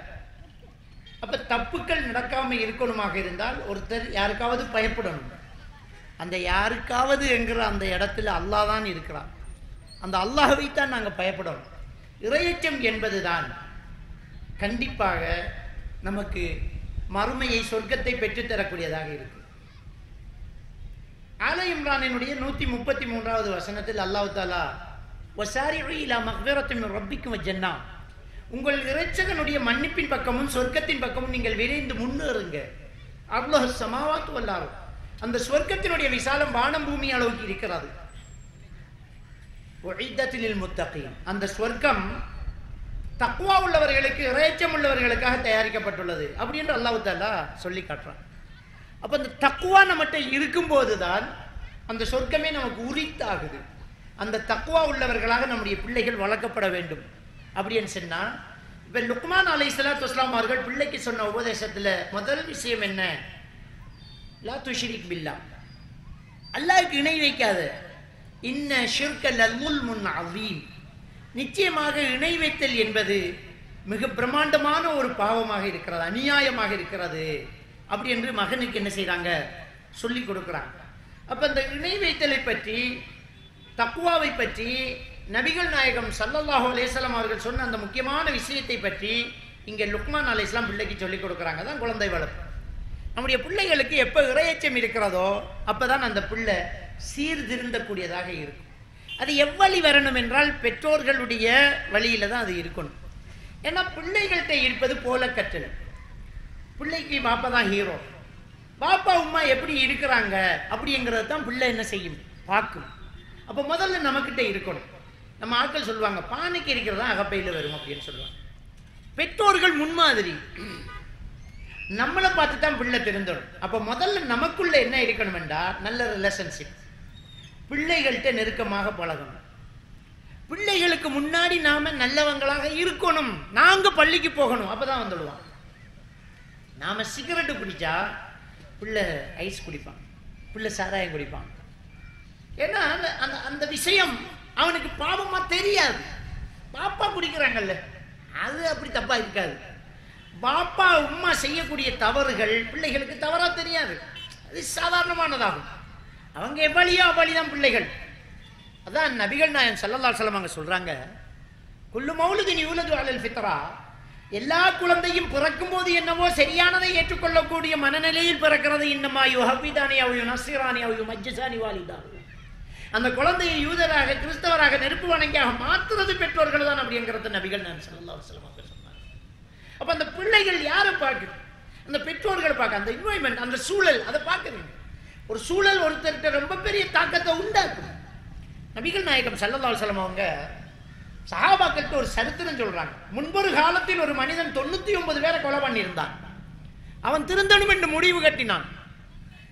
அப்போ ஒரு ஆவிதுகிட்ட, ஒரு வணக்கவாளி கிட்ட போய் நான் 99 பேரை கொலை பண்ணியிருக்கேன், அல்லாஹ் என்ன மன்னிப்பானான்னு கேட்டா அவருக்கு அது பெருசா தெரிஞ்சுது. ஐயோ இவ்வளவு பெரிய பாவமான்னுட்டாரு. என்னடா இது இவன் இப்படி சொல்றான்னு அவரையும் சேர்த்து கொலை பண்ணி 100 ஆக்கிட்டான். திரும்பவும் மனசை உறுத்தது. 100 பேரை கொலை பண்ணிட்டோமே என்று ஒரு ஆலிமு கிட்ட போறான். ஆலிமும் அல்லாஹ்வை பற்றி அறிஞ்சிருந்தவர் அல்லாஹ் மன்னிப்பானா? ஏன் மன்னிக்க மாட்டான்? அல்லாஹ் மன்னிப்பான், கண்டிப்பா அல்லாஹ் மன்னிப்பான். அவர் ஆலிமாச்சு. அதனால அவர் இன்னொரு விஷயத்தை சொல்றாரு, திருந்தணும்னு முடிவு கட்டினா அந்த இடத்துல இருக்காது. அந்த சூழல் தான் உன்னை கொலைகாரன் ஆக்குது. ஒரு சந்தர்ப்ப சூழ்நிலைகள் தான் உங்களை தவறு செய்ய தூண்டுது. ஸோ நீ திருந்து, ஆனா அந்த வீட்டை விட்டு நீ வெளியாகு, அந்த ஊரை விட்டு நீ வெளியே போ. அந்த திருந்து உன் பாவத்தை நினைத்து நீ வருந்து அந்த இடத்துல இருந்து நீ திரும்பு. இந்த விஷயத்தை தான் நபிகள் நாயகம் ஸல்லல்லாஹு அலைஹி வஸல்லம் சொல்லி கொடுக்குறாங்க. அப்போ ஒரு சூழல் ரொம்ப பெரிய ஒரு முக்கியம். நம்ம பிள்ளைகள் நல்லா வரணும் என்றால் நம்முடைய வீடு நல்ல ஒரு சூழலாக இருக்கணும். நம்மகிட்ட பாவம் இருக்கக்கூடாது, நாம சிகரெட்டு குடிக்கக்கூடாது, நாம பள்ளிக்கு போகாம வீட்டுக்கு படுக்கக்கூடாது. அப்ப பிள்ளைகள் நல்லா வராது. நம்ம முன்மாதிரி, நாம தான் ஹீரோக்கள். நாம முதல்ல அந்த பிள்ளைகளுக்கு வாழ்ந்து காட்டக்கூடியவர்களாக இருக்கும். இதுல ரொம்ப பெரிய ஒரு முக்கியமான ஒரு விஷயம் என்ன தெரியுமா? அஜ்னபி மஹரமி உறவு போன்ற விஷயத்துல நம்ம ரொம்ப பொடுபோக்காக இருக்கோம். வீட்டில் அந்த அஜ்னபி மஹரமி உறவு பேணப்படணும்.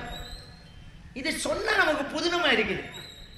ஒரு சிலர் அதை ஏளனமா, இந்த காலத்துல இப்படியா அப்படின்னு யோசிக்கிறாங்க. கெட்டுக்கெதர் வைக்கிறாங்க, கெட்டுக்கெதர் வைக்கிறாங்க. நாங்கள்லாம் ஓலவல் எழுதினவங்க பாட்டி வைக்கிறோங்கிறாங்க. அதுல ஆம்பளை பொம்பளை எல்லாருமே வரும்.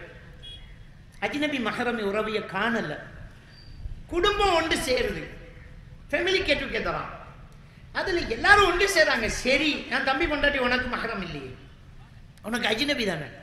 எல்லாரும் ஒன்றா இருக்கிறது, விளையாடுறது, பலூன் உடைக்கிறது, சாப்பிட்றது, குதூகலமா இருக்கிறது, விரிக்கிறது, விளையாடுறது. ஷைத்தான் யார் மனதிலேயே ஆற வச்சு பூசிட்டு போய்த்திருவான். ஒரு ஆணும் பெண்ணும் தனித்திருந்தால் மூன்றாவது ஷைத்தான் என்று நபிகள் நாயகம் ஸல்லல்லாஹு அலைஹி வஸல்லம் அவர்கள் சொன்னார்களே. எந்த ஒரு ஆணும் ஒரு பெண்ணோடு தனித்திருக்க வேண்டாம் என்று சொன்னார்களே. மஹரம் இல்லாமல் ஒரு பெண் தனியாக பயணிக்க வேண்டாம் என்று சொன்னார்களே. அது எங்க? அதை ஏன் நம்மளால பின்பற்ற முடியல? 33வது அத்தியாயத்தினுடைய 32வது வசனத்தில் அல்லாஹ் தஆலா சொல்றான், வலா தக்பஅன பில் கவுல், பெண்களே அந்நிய ஆண்களிடம் நீங்கள் குலைந்து பேச வேண்டாம். நீங்க அந்நிய ஆண்களிடம் குலைந்து பேச வேண்டாம். ஃபயத்மா அல்லதி ஃபீ கல்பிஹி மர்த், எவன் உள்ளத்திலே காமம் எனும் நோய் இருக்கிறதோ அவன் உங்களை சுவைக்க தொடங்கி விடுவான். வகுல்ன கௌலம் மஅரூஃபா, பேச வேண்டிய தேவை வந்தால் பேச வேண்டியதை மட்டும் பேசு, அவ்வளவுதான். அதுக்கு மேல யாரு நீங்க, எந்த ஊரு, எத்தனை வயசு, இன்னும் தேவையில்லை. எதுக்கு நம்ம பேசணும்? இன்னைக்கு இந்த செல்போனுக்கே வந்த வசனம் மாதிரி இருக்குது. இது உடலால் மட்டுமல்ல குரலாலும் தனித்திருக்காதே என்று இஸ்லாமிய மார்க்க நமக்கு வலியுறுத்தி செல்வது எதுக்கு? நம்ம மேல நம்பிக்கை இல்லை அதுக்காக. ஏன்னா அந்த கிண்டல் பண்றவங்க அப்படித்தான் சொல்லுவாங்க, இவரை பொண்டாட்டியில் அவருக்கு நம்பிக்கை இல்லையாக்கும், அதான் மூடிக்கொண்டு போறாரு. நம்பிக்கை இல்லாமையா நபிகள் நான் ஸல்லல்லாஹு அலைஹி வஸல்லம் அவர்கள் மனைவிமார்களும் மூடி வச்சாங்க? அந்த உத்தம சஹாபிகள் மீது அவதூறா? நாங்க என்ன சொல்றோம் என்றா, நம்பிக்கை என்னிலையும் இருக்கு, ஒன்னிலையும் இருக்கு. ஷைத்தான்ல நம்பிக்கை இல்லை, அவ்வளவுதான். ஷைத்தான்ல நம்பிக்கை இல்லை. சொர்க்கத்தில் இருந்த ஆதம் அலைஹிஸ்ஸலாத்து வஸ்ஸலாம் அவர்களையும் ஹவ்வா அலைஹிஸ்ஸலாத்தையும் வெளியே கொண்டு வந்த ஷைத்தானுக்கு வெளியில இருக்கிற நம்மளை உள்ள கொண்டு போகாம தடுக்கிறதுக்கு எவ்வளவு நேரம் ஆகும்? அது சிந்திக்கணுமா இல்லையா? நடந்ததெல்லாம் நடந்து முடிஞ்சதுக்கு பிறகு தலையை முட்டினா எதுவுமே ஆகாது. அல்லாஹ் தஆலா திருக்குர்ஆன்ல விபச்சாரம் செய்யாதே என்று நேரடியாக சொல்லவே இல்லை. ஏன்னா விபச்சாரம் செய்யற லெவலுக்கு ஒருத்தன் வந்தா பெத்த தாயும் தெரியாது, செத்த நாயும் தெரியாது, அப்பாவை தடுக்க முடியாது. விபச்சாரத்தை நெருங்காதே அப்படித்தான் அல்லாஹ் தஆலா சொல்லிக்கிறான். வலா தக்ரபுஸ் ஸினா, விபச்சாரத்தை நெருங்காதேங்கிறான். அந்த கடைசி கட்டம் இல்ல விஷயம், அந்த கட்டத்துக்கு வரக்கூடாது. எடுத்ததும் விபச்சாரம் செய்யறதில்லை, சந்திச்சு சிரிச்சு ஹாய் ஹலோ சொல்லி போட்டோ அனுப்பி பேசி பழகி நடந்து நலிந்து மெலிந்து இப்படி ஆகுது. அப்போ ஒரு விஷயத்தை நம்ம சரியா வைக்கணும். அல்லாஹ்வுடைய வசனம் என்ன சொல்லுதுன்னா, வலா தக்ரபுஸ் ஸினா, விபச்சாரத்தை நெருங்காதே. எது நெருக்குது? அஜ்னபி மஹரமி உறவு நெருக்குது. எதுக்கு நமக்கு தேவையில்லாத பேச்சு? எதுக்கு நம்ம அவங்களோட பேசிட்டோம்? எதுக்கு நமக்கு ஒரு கேர்ள் ஃப்ரெண்டு? எதுக்கு நமக்கு ஒரு பாய் ஃப்ரெண்டு? அப்பெல்லாம் boy friend, girl friend, lovers. இப்ப ரெண்டுக்கு நடுவுல கிரஷ். இப்ப புதுசா லவ்வுக்கு கீழே ஃப்ரெண்டுக்கு மேல இப்ப கொண்டு வந்துட்டாங்க. எங்க கொண்டு வராங்க? என்ன நடக்குது? எப்படி இது அனுமதி? இதை பார்த்தும் பாராமலும் பெற்றோர்கள் தயவு செஞ்சு இது ஒரு சமூக சீர்கேடுங்கிறத புரிஞ்சுக்கொள்ளணும். நம்ம இதுக்கு வழிவகுத்தா அடுத்து தானா நடந்துட்டு போகுது, உங்களால தடுக்க முடியாது. ஆரம்பத்தில் ஒரு சின்ன ஓட்டை தான் வரும், அதுதான் பெரிய ஒரு விஸ்வரூபம் எடுக்கும். இந்த மோத்து வேலை வெட்டுறாங்கல்ல, ஒத்த மம்பட்டியால வெட்டினதுதான் 4 பேரை இழுத்துக்கிட்டு போகக்கூடிய அளவுக்கு அது பெருக்கெடுத்து ஓடும். அவ்வளவுதான், ஒரு சின்ன விஷயம்தான். சும்மா பேச விட்டோம். எதுக்கு? அது நம்முடைய வீடுகளில் திரை இருக்க வேண்டும். ஆண்கள் வேறு பெண்கள் வேறு, ஆண்கள் பக்கம் ஆண்கள், பெண்கள் பக்கம் பெண்கள். நம்ம வீட்டுக்கு நம்ம ஃப்ரெண்டு வந்தா பொண்டாட்டி டீயை கொண்டாந்து உள்ள தரக்கூடாது. கிச்சனில் நாம டீயை வேண்டி கொண்டாந்து கொடுக்கணும். ஏன்னா அவங்க குனிந்து வைப்பாங்க, இவங்க நிமிந்து எடுப்பாங்க. தப்பு. சில பெண்கள் வந்துட்டு கேட்பாங்க, வைஃப் நல்லா இருக்காவா, சோம இருக்காவா, கேட்டேன்னு சொல்லுங்க. எதுக்கு? என்ன ஒரு அக்கறை? ஆண் ஆண் தான், பெண் பெண் தான். அது எவ்வளவு பெரிய பழுத்த தாடியாக இருந்தாலும் சரி, எவ்வளவு பெரிய கொழுத்த மார்க்கம் உள்ளவராக இருந்தாலும் சரி, மனுஷன் தான். நபிகள் நாயகம் ஸல்லல்லாஹு அலைஹி வஸல்லம் அவர்கள் ஒரு ஆணும் பெண்ணும் தனித்திருந்தால் மூன்றாவது ஷைத்தான் என்று சொன்னது உங்களையும் என்னை மாதிரி ஆளுகிட்ட இல்ல. மகான்கள் அவுலியாக்கள் அவங்களுக்கெல்லாம் முன்மாதிரியாக இருந்த, நடக்கும் போதே சொர்க்கவாதி என்று நன்மாராயணம் பெற்ற சஹாபாக்களை பார்த்து தான் ஸல்லல்லாஹு அலைஹி வஸல்லம் அவர்கள் சொன்னார்கள், வேண்டாம் வேண்டாம், ஒரு ஆணும் பெண்ணும் தனித்திருக்க வேண்டாம் என்று ஸல்லல்லாஹு அலைஹி வஸல்லம் சொன்னார்கள். அவர்களுக்கே வேண்டாம் என்றால் நமக்கு எவ்வளவுங்க? நம்மெல்லாம் யாரு அவங்களுக்கு முன்னாடி? அதனால அந்த அஜ்னபி மஹரமி உறவு பேணணும். அந்த அஜ்னபி மஹரமி உறவு பேணல்லாட்டி சமுதாயம் சீர்க. அது ரொம்ப பெரிய ஒரு முக்கியம். அதனால பெற்றோர்கள் முன்மாதிரி. வீட்டில் நம்ம அப்படித்தான் இருக்கணும். சாட்சியை பாப்பா கிண்டல் பண்ணக்கூடாது, கிட்டக்கூடாது. மகனுக்கு ஆசை வரும், நம்மளும் கல்யாணம் பண்ணா மதினியை சும்மா விடக்கூடாது. சாட்சி வந்தா பாப்பா உள்ள வந்துடுவார். பாப்பா வந்தா சாட்சி முகத்தை மூடிடுவாங்க. அந்த உறவு அங்க இல்ல, இது தப்பு அப்படிங்கிற ஒரு விஷயம் அந்த பிள்ளை பார்த்து வளரும் வீடாக இருந்தால் எப்படி தப்பு நடக்கும்? அந்த மனசுலயே இது பெரிய தப்பா விளங்குமே. எதை தப்பு தப்பாவே கொடுக்கிறோமோ அது எப்பவுமே தப்பு தப்பா தான் இருக்கும். இன்னைக்கு பாருங்க, பாப்பா சிகரெட் குடிக்கிறான். சிகரெட் பாப்பா குடித்தா பிள்ளைக்கு சாராயம் ஹராமா தெரியாது. ஹராம் தான், நான் அவ்வளவு பெருசு இல்லைன்னு நினைச்சுக்குவான். ஆனா பிஸ்மி சொல்லி அறுத்தா தான் சாப்பிடலாம். கோழி செத்து போயிட்டா பொரிச்சு கொடுக்க மாட்டோம். அஸ்தகுல்லாஹ், செத்து போயிட்டு மகன் புதைச்சு விடுங்கிறோம். அதனாலதான் சாராயத்தை வாங்கிக்கிட்டு ஹலால் பைட்ஸ் தர்றான். சாராயம் குடிக்க போறான், கடிக்கிறதுக்கு ஒரு கோழி தேவையில்ல, அதுக்கு முஸ்லீம் கடை தர்றான். ஹலால் பைட்ஸ். பொரியல் ஹலாலா இருக்கணுமா? ஏன்னா அதுதான் நம்ம ஹராமா காட்டினோம். சாராயத்தை ஹராமா காட்டலையே. நம்ம தான் சிக்கன் குடிச்சோமே, பாப்பா தான் தண்ணி அடிச்சாரு, பிள்ளைக்கு அது ஹராமாகுமா? எதை தப்பா கொடுக்குறோமோ அது தப்பா தான் இருக்கும். அப்போ ஒரு அஜ்னபி மஹரமி உறவு பேன்றது நமது வளமையாக இருந்தால் அதுக்கு அவன் இசைவாக்கம் அடைவான். வாங்கு சொன்னா பாப்பா பள்ளிக்கு போறது கடமையாக இருந்தால் அதுல அவன் வளமையாக்கி கொள்வான். அப்ப நம்மளை பார்த்து தான் பிள்ளை படிக்குது, நம்மளை பார்த்து தான் பிள்ளை ஒழுகுது. ஸோ பெற்றோர்கள் முன்மாதிரி. வீடு ஒரு பள்ளிவாசல் மாதிரி இருக்கும். வீடு ஒரு புனிதமானதாக இருக்கணும். வீட்டில் மார்க்கம் பிள்ளைகளுக்கு தெரியணும். அந்த வீட்டில் துவாக்கள், வீட்டில் சலாம், வீட்டில் இஸ்லாம், வீட்டில் மார்க்கம், வீட்டில் தப்பில்லை, வீட்டில் கரெக்ட், வீட்டில் சரி என்றால் பிள்ளைகள் சரி. நாம எல்லா தப்பையும் அங்கவே செய்யறோம். அப்ப எப்படி அது சரியா? ஸ்கூல், இந்த ஸ்கூல்ல ஒழுக்கம் கற்றுக் கொடுக்கறதா நீ ஸ்கூல். ஒழுக்கத்தோடு சேர்ந்து கல்வி கற்றோம் ஒரு காலம். ஒழுக்கம் எல்லாம் கிடையாது, கல்வி மட்டும்தான் இந்த காலம். சிலபஸ் முடிக்கிறாங்க ஆசிரியர்கள், ஒரு சிலரை தவிர சிலபஸ் முடிக்கிறாங்க, பிள்ளைகள் படிக்குது. ஆனா அந்த பிள்ளைகளை தீட்டி எடுக்க முடியல. ஸ்கூல்ல படிக்கிற எல்லா பிள்ளைகளும் பட்டதாரிகளாக முடியாது, ஆனா எல்லா பிள்ளைகளும் நல்ல மனிதனாக முடியுமா இல்லையா? அதை ஏன் செய்ய மாட்டேங்கிறோம்? ஒழுக்கம் இல்ல. ஆசிரியர் தினம் வந்தா ஸ்கூல்ல ஆசிரியர்களே டான்ஸ் அடிச்சா பிள்ளைக்கு எப்படி ஒழுக்கம் வரும்? ஆசிரியர்களே ஆட்டம் போட்டா, அதுக்கும் சினிமா பாட்டை போட்டு குத்தாட்டம், பாட்டின் வரிகள் தெரியலையா? போட்ட பாட்டுக்கு அர்த்தமாவது உங்களுக்கு தெரியும். தமிழ்ல தானே பாட்டு போகுது. இசையோட வந்தா, மெட்டோட வந்தா எது ஒண்ணு வேணாலும் சொல்லலாமா? நம்ம வீட்டில் ஒருத்தன் வந்து சும்மா பேசுறான், பொம்பளைங்க எல்லாம் வச்சுட்டு கட்டிப்பிடி கட்டிப்பிடிடா, கண்ணாலா கண்டபடி கட்டிப்பிடிடா அப்படின்னு சொன்னா அடி செருப்பா லம்பமா இல்லையா? ஓடி போய் பிள்ளைய பெற்றுக்குவோமா, பிள்ளைய பெற்று போட்டு ஓடுவோமா அப்படின்னு கேட்டா அடிப்போம் நம்ம அவனுக்கு கண்ணும் கிளிட. இதே மட்டும் இசையும் இருந்தால் ரசிப்போம். இதுதான் நம்ம மூளை. அப்ப வீட்டுல சினிமா, வீட்டுல தேவையில்லாத விஷயம், வீட்டுல தேவையில்லாத பழக்கம், இதெல்லாம் நம்ம கிட்ட இருந்தா பிள்ளை எப்படி திருந்தும்? பிள்ளை எப்படி மாறும்? அப்ப ஸ்கூல்ல ஆசிரியர்கள் ஒழுக்கம் சொல்லிக் கொடுக்க வேண்டியவர்கள். பாட்டை போட்டுட்டு ஆட்டம் போறோம் இல்ல. இது இந்த 2-3 ஆண்டுகளாகத்தான் இந்த கூத்து நடக்குது. இதுக்கு முன்னாடி ஸ்கூல்ல ஆசிரியர் தினம், ஆசிரியர்கள் கண்ணியப்படுத்தப்பட்டார்கள், ஆசிரியர்களுடைய சிறப்பு பற்றி பேசப்பட்டது, ஆசிரியர்களுக்கு மாணவர்கள் கிஃப்ட் கொடுத்தார்கள், பிள்ளைகளுக்கு ஆசிரியர்கள் கல்வி உரை சொன்னார்கள், தத்துவங்கள் சொன்னார்கள், நல்ல வரி சொன்னார்கள். இது காலம் மாறி இப்ப ஆசிரியர் தினம்னா அன்றைக்கு குத்தாட்டம் தான், பாட்டு தான். ஆசிரியரும் சேர்ந்து, பிரின்சிபலும் சேர்ந்து, இதுல தோஷம் இல்லாத டீச்சர் மாதிரி சேர்ந்து ஆட்டம், சினிமா பாட்டு, அர்த்தம் வேற. அந்த அர்த்தம் அசிங்கமானது. அந்த புறத்து மகாராணி பாட்டு போதும். அந்த புறத்து மகாராணின்னா அது அந்த புறம் எங்க இருக்கு? அரசனுக்கு பொண்டாட்டி இருக்கிற இடம் போக அந்த புறம் வேறையா வச்சுக்கிட்டு செட்டாப்பு, அதான் அந்த புறத்து மகாராணி. அந்த புறத்து மகாராணி. இதுக்கு ஆசிரியர்கள் டான்ஸ் வேற. அப்ப அந்த ஒழுக்கம் எங்க இருக்குது? அப்ப ஸ்கூல்ல ஒழுக்கம் இல்லை. தாடியை வச்சுட்டு போனா அது ஒழுக்கம் இல்லையா ஆசிரியர்களுக்கு? சுப்ஹானல்லாஹ். அல்லாஹ்வுக்காக தாடியை வச்சுட்டு போன புள்ள ஆசிரியர்கள் என்ன மன்னிச்சு கொள்ளணும்.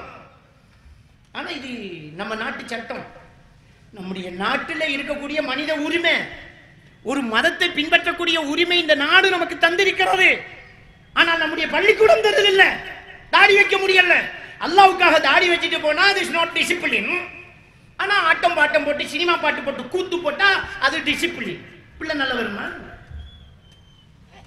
பிள்ளை நல்ல வருமா? நீ இப்படி ஆட்டம் போட்டா அந்த ஆட்டம் அரைக்கிறமா இல்லையா?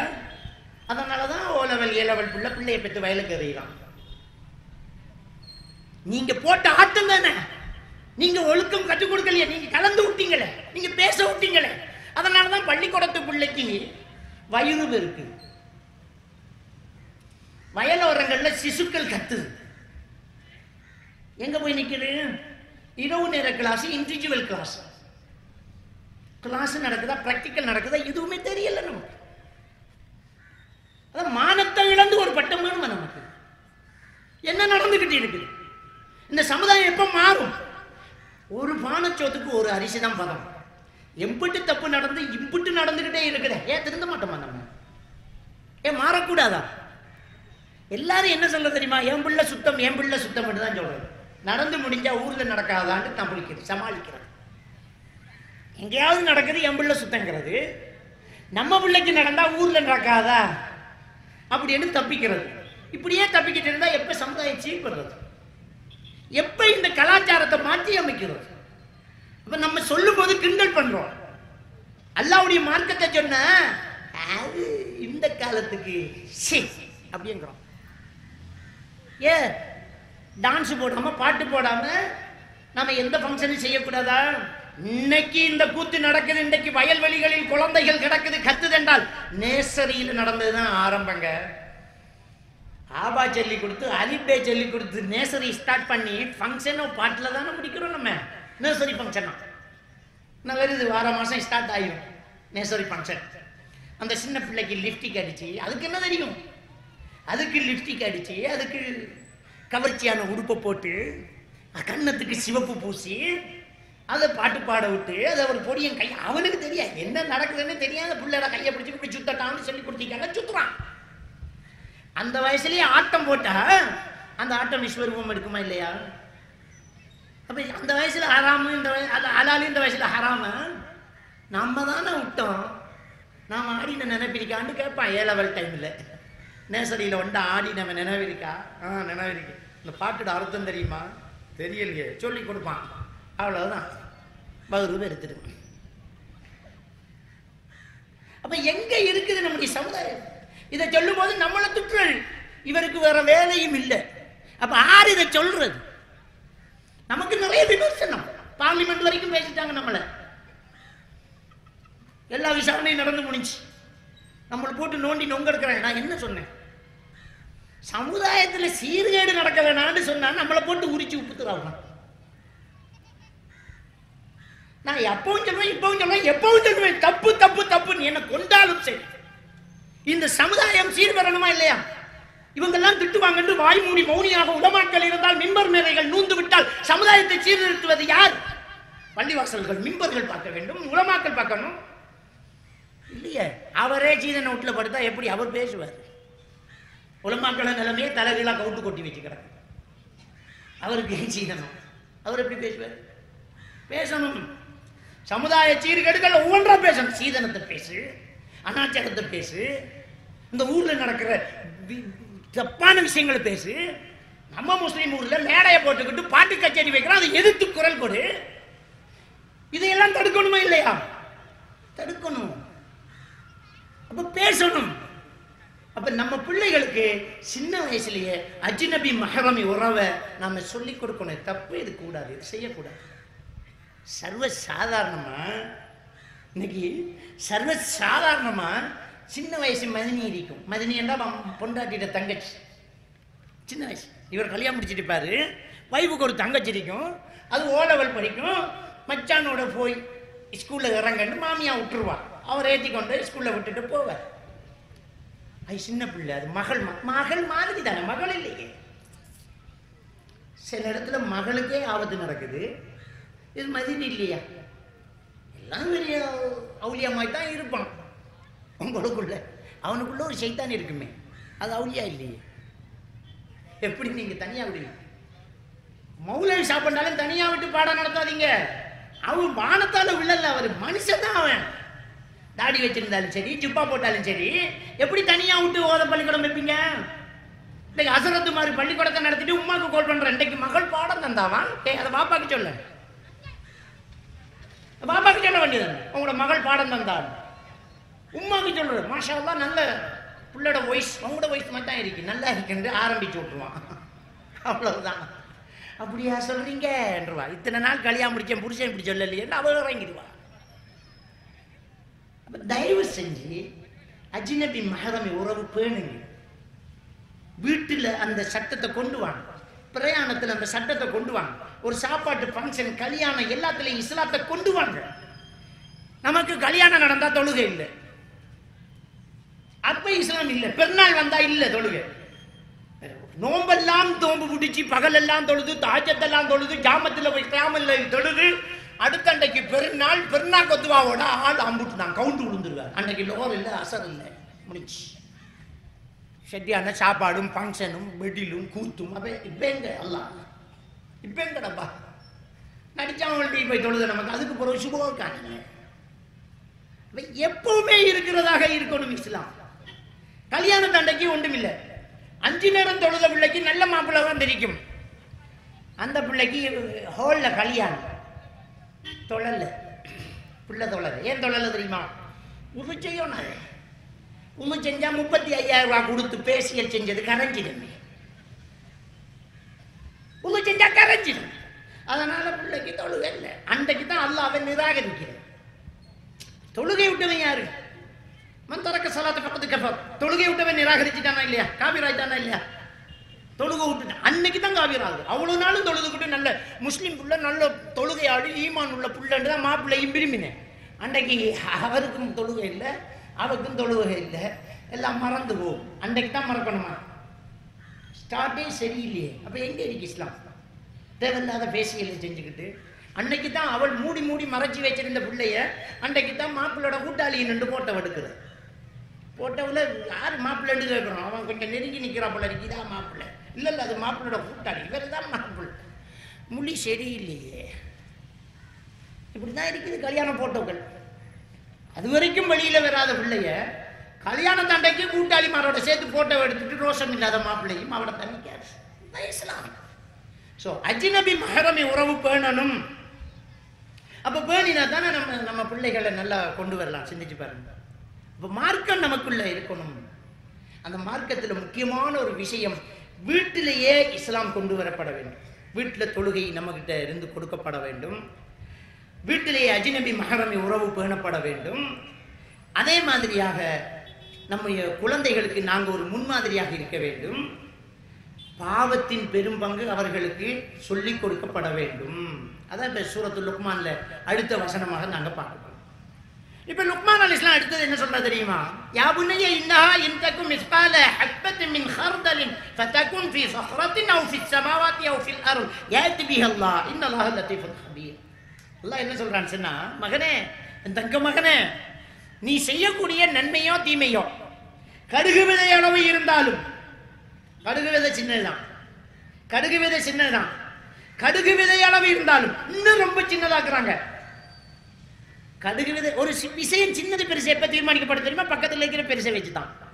தனியா ஒன்று சின்னதா பெருசா தீர்மானிக்க மாட்டேன். பக்கத்துல பெரிய கோடு இருந்தா இது சின்ன கோடு, பக்கத்துல சின்ன கோடு இருந்தா இது பெரிய கோடு.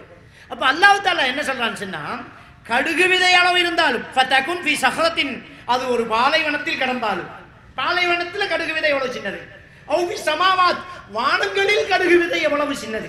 இந்த உலகத்தை விட பல மடங்கு பிரம்மாண்டமான நட்சத்திரம் கூட நமக்கு வானத்தில் இருக்கும்போது கடுகு விதை எவ்வளவு தெரியுது. கடுகு விதையே வானத்தில் இருந்தா அவ்வளவு சின்னது.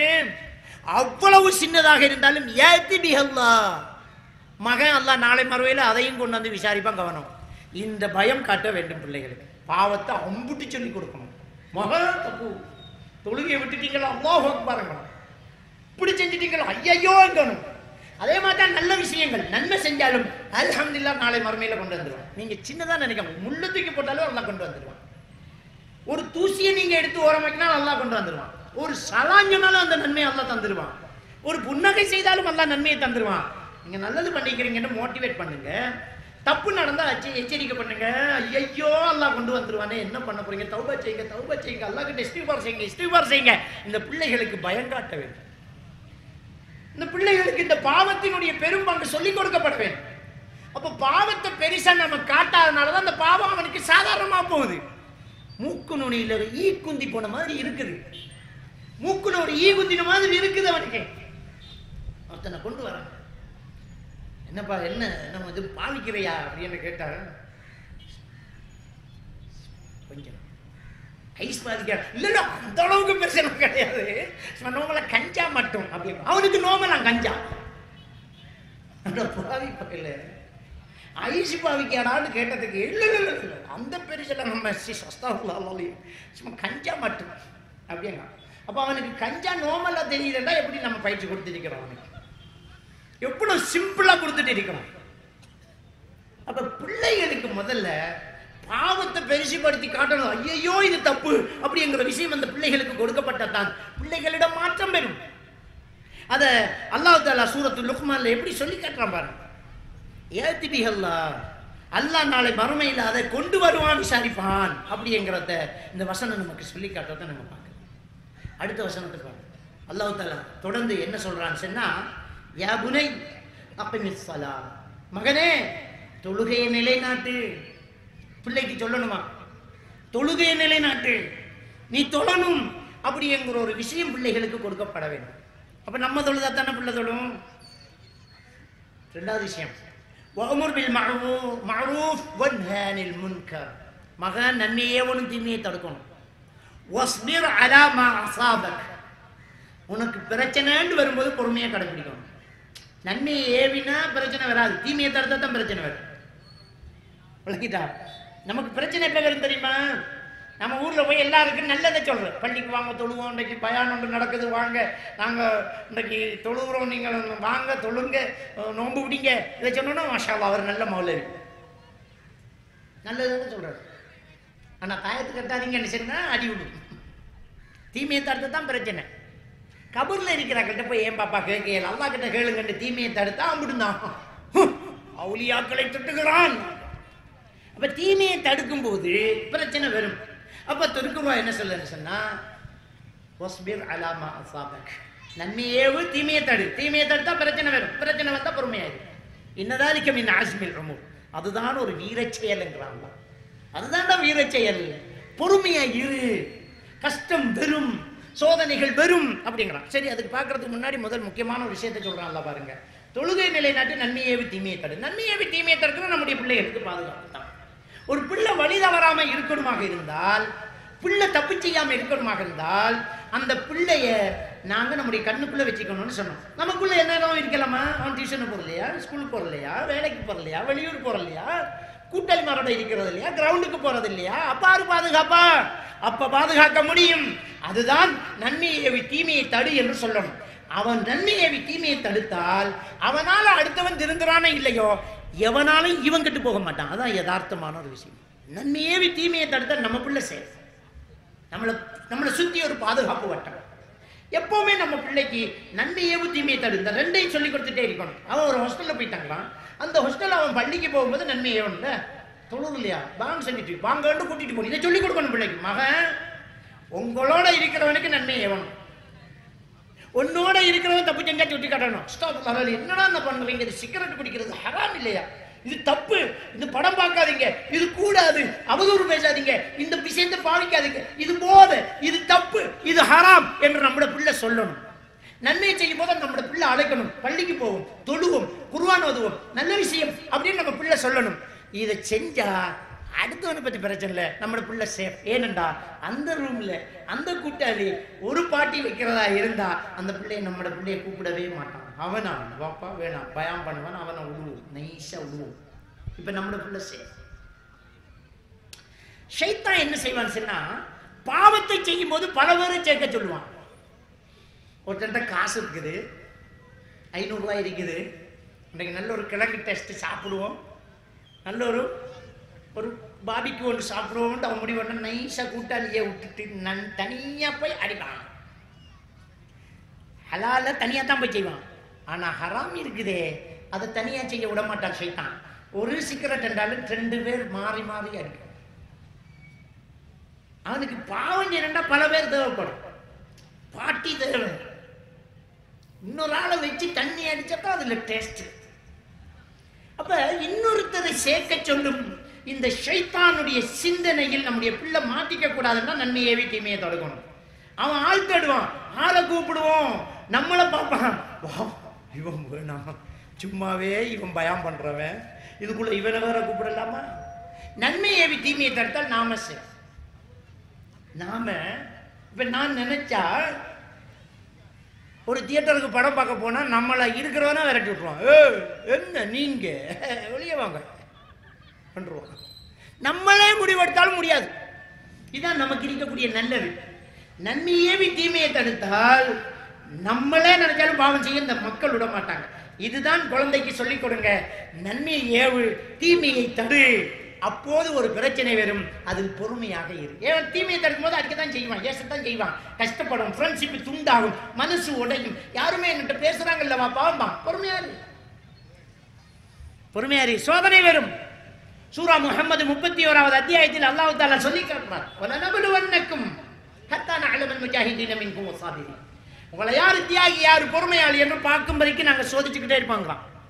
சூரத்துல் பக்ரா 155வது வசனம், وَلَنَبْلُوَنَّكُمْ بِشَيْءٍ مِنَ الْخَوْفِ وَالْجُوعِ وَنَقْصٍ مِنَ الْأَمْوَالِ وَالْأَنْفُسِ وَالثَّمَرَاتِ وَبَشِّرِ الصَّابِرِينَ. உங்களை பயத்தால, பசியால, விளைச்சல் சேதத்தால, பொருளாதார சேதத்தால, உயிர் சேதத்தால சோதிப்போம். அப்ப பொறுமையா இருக்கிறவங்களுக்கு நபியே நன்மாராயணன் சொல்லி அந்த பொறுமையை பற்றி தான் இன்னதாலிக்க மின் ஆஸ்மில் உமூர் என்ற 31வது அத்தியாயத்தினுடைய 16, 17வது வசனத்தில் அல்லாஹ் தஆலா சொல்றான், நிச்சயமாக பொறுமை என்பது வீரச் செயல். பொறுமையா இருக்கு. பிரச்சனை வருந்தான், அந்த பிரச்சனையில் பொறுமையா இருக்கு. அப்ப பிள்ளைக்கு இதை சேர்த்து சொல்லிக் கொடுக்கணும். நன்மையை தீமையை தரு, கண்டிப்பா உனக்கு பிரச்சனை வரும், பொறுமையா இரு, இந்த பிள்ளை நல்லா வரும். இதான் லுக்மான் அலைஹிஸ்ஸலாத்து வஸ்ஸலாம் அவர்கள்ட்ட இருந்து நமக்கு தரக்கூடிய ஒரு முன்மாதிரி வாசனங்கள். நீங்க எடுத்து பாருங்க. சூரத்துல் லுக்மான் 31வது அத்தியாயத்தினுடைய 12வது வசனத்திலிருந்து அப்படியே பார்த்துக்கிட்டு வாங்க. இவ்வளவு அழகான விஷயத்தை அல்லாஹ் தஆலா தத்ரூபமாக சொல்லி காட்டுவான். நம்முடைய சமுதாயம் சீர் பெற வேண்டும் என்றால் முதல்ல பிள்ளைகளை மாற்றுவதற்கு பேரண்ட்ஸ் மாறணும். நாம நம்முடைய பிள்ளைகளுடைய எதிர்காலத்தை பற்றி சிந்திக்கணும். நாளை மறுமையில் அல்லாஹ் விசாரிப்பானா இல்லையா? நாளை மறுமையில விசாரிப்பான. குல்லுக்கும் ராயின் வ குல்லுக்கும் மஸ்ஊலின் அன் ரஅய்யத்திஹி. நீங்க ஒவ்வொருவரும் கண்காணிப்பாளர்கள், உங்களுடைய கண்காணிப்பு பற்றி நாளை மறுமையில் விசாரிக்கப்படும் என்கிறான். அப்ப நம்ம யார்கிட்ட பழகுறோம், யார்கிட்ட போட்டு சூழல் ரொம்ப பெரிய முக்கியம். அபூதாவுதுல வரக்கூடிய ஹதீஸ், அபூ ஹுரைரா ரலியல்லாஹு தஆலா அவங்க அறிவிக்கிறாங்க, 4833வது ஹதீஸ். ஸல்லல்லாஹு அலைஹி வஸல்லம் அவங்க சொன்னாங்க, அல் மர்உ அலா தீனி கலீலிஹி ஃபல்யன்துர் மன் யுகாலிலு. ஒரு மனிதன் தான் நெருங்கி பழகும் நண்பனின் கொள்கையில் இருப்பான். ஃபல்யன்துர் மன் யுகாலிலு, யாரோடு பழகிறான் என்று பார்த்து பழகட்டும் என்றாங்க. இதைத்தாங்க திருக்குறள் சொல்லுது. 801வது திருக்குறள் சொல்லுது, நிழல் நீரும் இன்னாத தமர் நீரும் இன்னாவாம் இன்னா செய்யும். நல்ல மதுரமான தண்ணி கூட நஞ்சானா தள்ளி வைக்கிறோம், நெருக்கமான உறவு தப்பென்றால் தள்ளி வை அப்படின்னு தானே திருக்குறள் சொல்லுது. அதான யதார்த்தம், அதுதானே. அப்ப நம்ம பிள்ளை யாரோட பழகிறான், எங்க போறாங்கிறத கண்காணிக்க கூடியவர்களாக நாங்க இருக்கோம். நாம சிசிடிவி கேமராவாக மாறும். பிள்ளை கிரவுண்டுக்கு போறாண்டா கூட போற தரம் திடீர்னு கிளாஸ்ல போய் நிக்கணும், அவன் வாரானா. தூங்குற ரூம்ல போய் ஒருக்கா செக் பண்ணி பாருங்க. இன்னைக்கு நம்ம போன் பண்ணி கொடுக்க தேவையில்லைங்க, ரோட்ல போறவன் போன் பண்ணி கொடுக்குறான். நம்ம பிள்ளை வீட்டுல இருந்து பேசிட்டு இருக்குது. இன்னைக்கு 12 மணி பிறகு 10 மணி பிறகு பொடியன் ரோட்ல பேசிட்டீங்கன்னா ஆன்சர் பண்றது இன்னொரு பொடிச்சுதான். அது யார வீட்டுல இருக்குதுன்னு தெரியல. தலைவாணிக்கு கேட்காம பேசிக்கு படுப்பாளர்கள், தாய் தகப்பனுக்கு எங்க கேட்க போகுது? இதுதாங்க சீர்கட்டு போன சமுதாயமாக மாறுது. ஒருத்தர் வாராரு, ஒரு சின்ன போனை கொண்டு வந்து தாராரு, மகளை கூட்டிக்கு வந்து அசராத் இது 8வது போனுங்கிறாரு. முதலாவது போன்லயே கையை உடைச்சிருக்கலாம் இல்லைன்னா, முதலாவது போன்லயே ஒட்டச்சிருந்தா கைய 8வது போன் வருமா? அந்த தாய் தகப்பனுடைய மனநிலை எப்படி இருக்கு? புள்ள வளரணும், புள்ள நல்லா படிக்கணும், புள்ள நல்லா வரணும் என்று எதிர்பார்த்து பார்த்து பார்த்து காத்து காத்திருந்த பெற்றோர்களுடைய கனவுல மண்ணாளி தூங்கக்கூடிய கேவலமான செயல் இந்த காதல் கலாச்சாரம். உலகத்திலேயே அல்லாஹ்வுக்கு இணை வைக்கிறதுக்கு அடுத்தபடி உள்ள பெரும் பாவம் இந்த காதல் கலாச்சாரம். பெற்றோர்கள் செத்து போறாங்க. இந்த காதல் கலாச்சாரம் என்னென்று மனசு வந்துச்சு? ஒரு ஆளை ஒருத்தர் நேசிக்கிறது பார்த்து பழகி. ஆனா ஒரு பேரன், ஒரு தாய் தகப்பன் பிள்ளையை நேசிக்கிறது பார்க்காம பழகாம. வகுத்துல பிள்ளைன்னா என்ன பிள்ளைன்னே தெரியாது. ஆம்பளையா தெரியுமா, பொம்பளையா தெரியுமா, கருப்பு தெரியுமா, வெள்ளை தெரியுமா, சொத்தியா, கொகுடா, செவிடா, முடமா, நல்லதா, கெட்டதா, எதுவுமே தெரியாம நேசிச்சு உசுர வச்சு உசுர பணயம் வச்சு செத்து பெத்து எடுத்து அந்த பிள்ளைய வளர்த்து தாய்ப்பால் ஊட்டி அப்படியே பருவ வயசை கொண்டு வந்து கனவு கண்டு அந்த பிள்ளைகளுடைய எதிர்காலத்துக்காக ஓடி உழைச்சி செத்து மாடா போன அந்த பெற்றோர்களை தூக்கி எறிஞ்சிட்டு எவங்கூடிய ஓடி போற ஒரு பெண்ணின் நல்லவள விட்டுருவான் அல்லாஹ். இதை விட துரோகம் இருக்குமா உலகத்துல? இப்படி ஒரு பெண்ணை காதலிக்கிற ஆண் மகன் நல்லவனா இருப்பானா? லா நிக்காஹ இல்லா பிவலியின், ஒலி இல்லாம திருமணம் இல்ல. எத்தனை வயசானாலும் சரி, நீ மெத்த படிச்சாலும் சரி, ஒரு பெண்ணு நீ டாக்டர் ஆயிரு, உன் கல்யாணத்தை படிக்காத பட்டிக்காட்டு தகப்பன் நடத்தி வச்சத்தான் கல்யாணம், இல்லாட்டி அது விபச்சாரம். எத்தனை வயசானாலும் சரி. மேஜர் ஆயிட்டம் 18 வயசாயிட்டேங்கிற கதை இங்க கிடையாது இஸ்லாத்துல. பெண்ணு எப்பவுமே பெண்ணாத்தான் இருப்பா. எவ்வளவு ஏமாற்றப்படுறோம், எவ்வளவு அநாகரிகம் நடக்குது, எவ்வளவு கஷ்டம் நடக்குது. இதுக்கெல்லாம் என்ன காரணம்? கண்காணிப்பு சரியே. அப்ப பிள்ளைகள் செய்யக்கூடிய மிகப்பெரிய ஒரு அனாச்சார கலாச்சாரம், இந்த காவல் கலாச்சாரம், எவ்வளவு பெரிய ஒரு துரோகம் நடந்துகிட்டு. எல்லாருக்கும் பாய் ஃப்ரெண்ட், கேர்ள் ஃப்ரெண்ட், ஸ்கூல்ல பேசிக்கிறாங்க, எல்லாருக்கும் லவ் இருக்கு, நமக்கு ஒரு லவ் இல்லை நடக்குது. எல்லாருக்கும் லவ், எல்லாருக்கும் கேர்ள் ஃப்ரெண்ட், எல்லாரும். அப்ப எதுக்கு இருக்காங்க வாப்பா உமா? பாப்பா அம்மா என்ன செஞ்சுக்கிட்டு இருக்காங்க? அவங்க ஆளுக்கு ஒரு ஃபோனில் இருக்காங்க. அவங்க ஆளுக்கு ஒரு ஃபோனும். அவருக்கு ஒருத்தர் சொல்கிறார், நான் 5 குரூப்புக்கு அட்மின். சொர்க்கம் கிடைச்சிருமா? இப்போ 2 பிள்ளையை பார்க்க முடியல, அவர் 5 குரூப்புக்கு அட்மின். முதல் பொண்டாட்டி பிள்ளைகள் பிள்ளைகளோட பேசிட்டு, வீட்டில இருந்து உமா அப்பா கதைச்சிட்டு இருக்கும், பிள்ளைகளோட கதைக்கும். இதில் என்ன இருக்கு?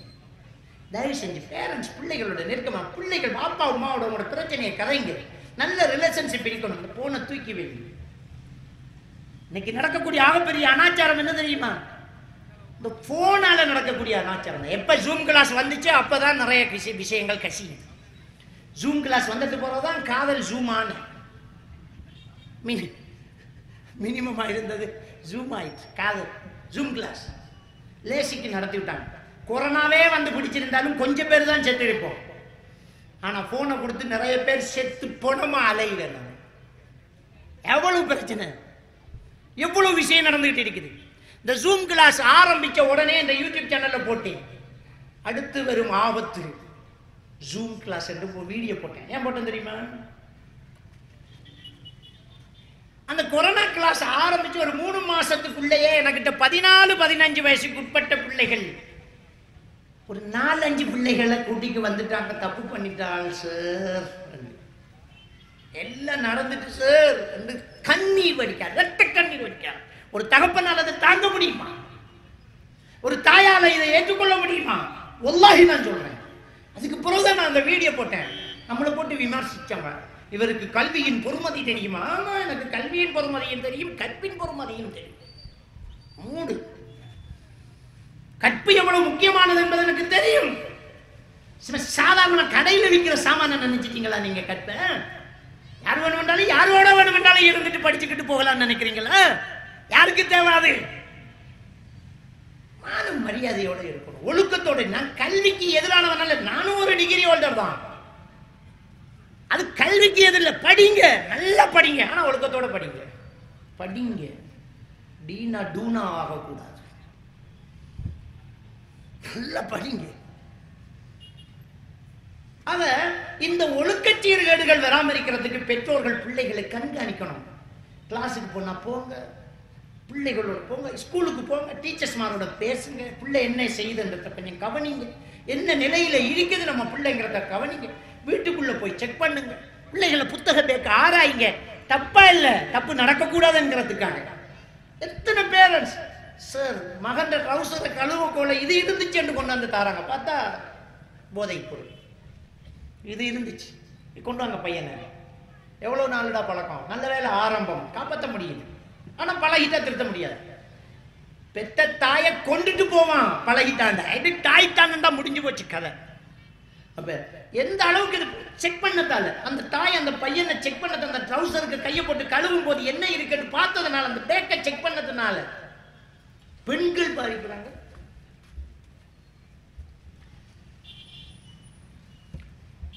இன்னைக்கு பெண்கள் பாதிக்கிறாங்க.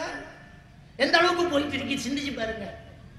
ஆக இந்த அனாச்சாரங்கள் எல்லாம் இன்னைக்கு நிறைய நடந்துகிட்டே இருக்கு. இந்த போன் பாவனை, இந்த போன் வந்ததுனால, இந்த போன்ல இன்டர்நெட் வந்ததுனால, இந்த இன்டர்நெட்ல அனாச்சாரங்கள் எல்லாம் கலாச்சாரமானதுனால சமூகம் கேள்விப்படாத விஷயங்கள் நடந்துகிட்டு இருக்கு. நம்ம ஊர்ல கேள்விப்படாத விஷயங்களே நடக்கிற அளவுக்கு போயாச்சு. எந்த அளவுக்கு போகுது. என்கிட்ட போன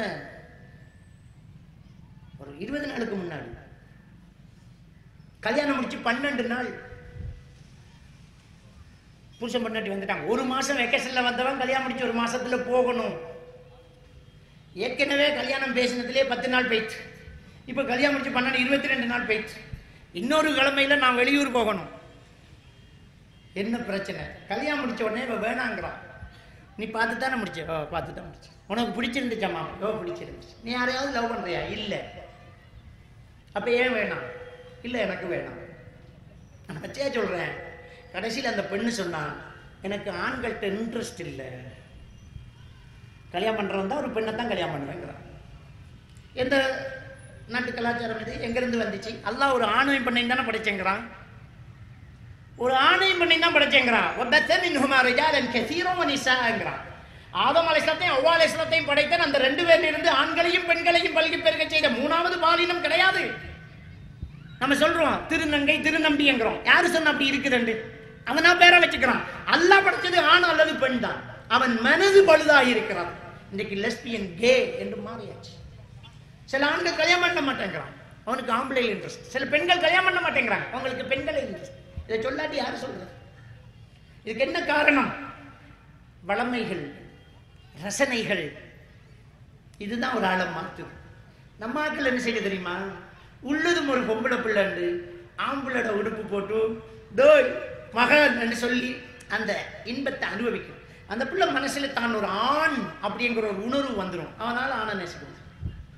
அந்த பெண்ணால் ஆணை நேசிக்க முடியாது, பெண்ணை தான் நேசிக்க முடியும். சில ஆண் பிள்ளைகளை சோடிச்சு பார்க்கிறது, பெண்ணாக்குறது.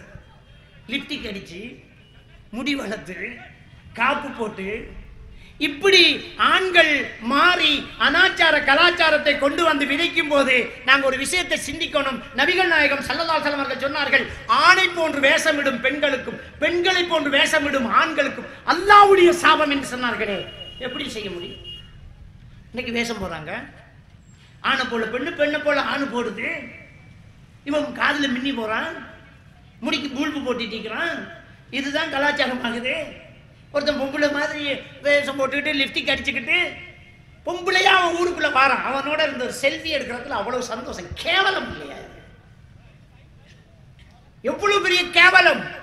அப்ப இந்த சமூக சீர்கேடுகள், இந்த லெஸ்பியன் கேங்கிற இந்த விஷயங்கள் இந்த இஸ்லாமிய மார்க்கம் அங்கீகரித்ததில் எந்த ஒரு சமுதாயம் அதை ஏற்றுக்கொள்ளாது. அவ்வளவு பெரிய ஒரு மோசமான ஒரு விஷயம்.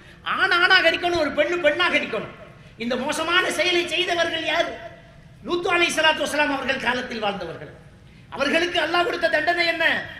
நெருப்பு மழை பொழிந்தது, பூமி அவர்களை கவுட்டு கொட்டியது. அவ்வளவு மோசமான ஒரு செயல். நபிகள் நான் ஸல்லல்லாஹு அலைஹி வஸல்லம் அவர்கள் சொன்னார்கள், ஃபக்துல் ஃபாயில வல் மஃஊல். ஓரின சேர்க்கையாளர்கள் ஆண் பெண் ஆறா இருந்தாலும் 2 பேரையும் வெட்டிடுங்க. இஸ்லாமிய ஆட்சி இருந்தால் அவர்களுக்கு மரண தண்டனை கொடுக்கக்கூடிய அளவுக்கு சமூக கொடுமை அது சர்வசாதாரணமாக நடந்துகிட்டு இருக்கு. ஆக இந்த அனாச்சாரங்கள் நம்முடைய சமுதாயத்துக்குள் வரக்கூடாது. நம்ம கண்காணிப்பாளர்களாக மாறும். அடுத்தது போதை வஸ்து பாவனை. இந்த போதை வஸ்து பாவனை சமுதாயத்தை தலைவிரித்து ஆடுகிறது. இதை தடுக்க வேண்டும். நபிகள் நான் ஸல்லல்லாஹு அலைஹி வஸல்லம் சொல்றாங்க, மன் ரஆ மின்குமுல் முன்கர ஃபல்யுகையிரு பியதிஹிங்கிறாங்க. உங்களை யார் பாவத்தை கண்ணால காண்றாரோ கையால தடுக்கணும். ஃபைல்லம் யஸ்ததி பிலிசானிஹி. அதுக்கு முடியாது போனால் நாவால தடுங்க. சொல்லுங்க, தப்புன்னு சொல்லுங்க. ஃபைல்லம் யஸ்ததி, அதுக்கு முடியாமல் போனால் இடத்தை விடுங்க. அந்த இடத்தை விட்டு நீங்க மாறிடுங்க. அந்த சூழல் வேணாம் உங்களுக்கு. விடுங்க, சேர்ந்துருக்காது, அனுசரிக்காதீங்க. முக்கியமான ஒரு விஷயம் இன்னைக்கு மோசமான இந்த விஷயம். இந்த அனாச்சாரங்கள், போதை வஸ்து பாவனைகள் இன்னைக்கு அதிகரிக்கிறது என்றால் நாம கண்காணிக்கல. நம்ம ஊரை பார்க்கணும், நம்ம தெருவை பார்க்கணும், நம்ம பிள்ளைகளை பார்க்கணும், கண்காணிக்கணும். யாரோட பழகிறான், எங்க போறான், என்ன செய்யறான் பார்க்கணும். ஏன் இது நடக்குது காட்டி கொடுங்க. எல்லா ஊர்லயும் ஒரு போலீஸ் ஸ்டேஷன் இருக்கு. அந்த போலீஸ் ஸ்டேஷன் சொல்லுங்க தப்பா இருக்குது, யாரெல்லாம் வந்து போறாங்க, ஏதோ மாதிரி இருக்குன்னு சொல்லுங்க. கண்காணிப்பாளர்கள் பார்த்துக்குவோம். தப்பு நடக்கக்கூடாது.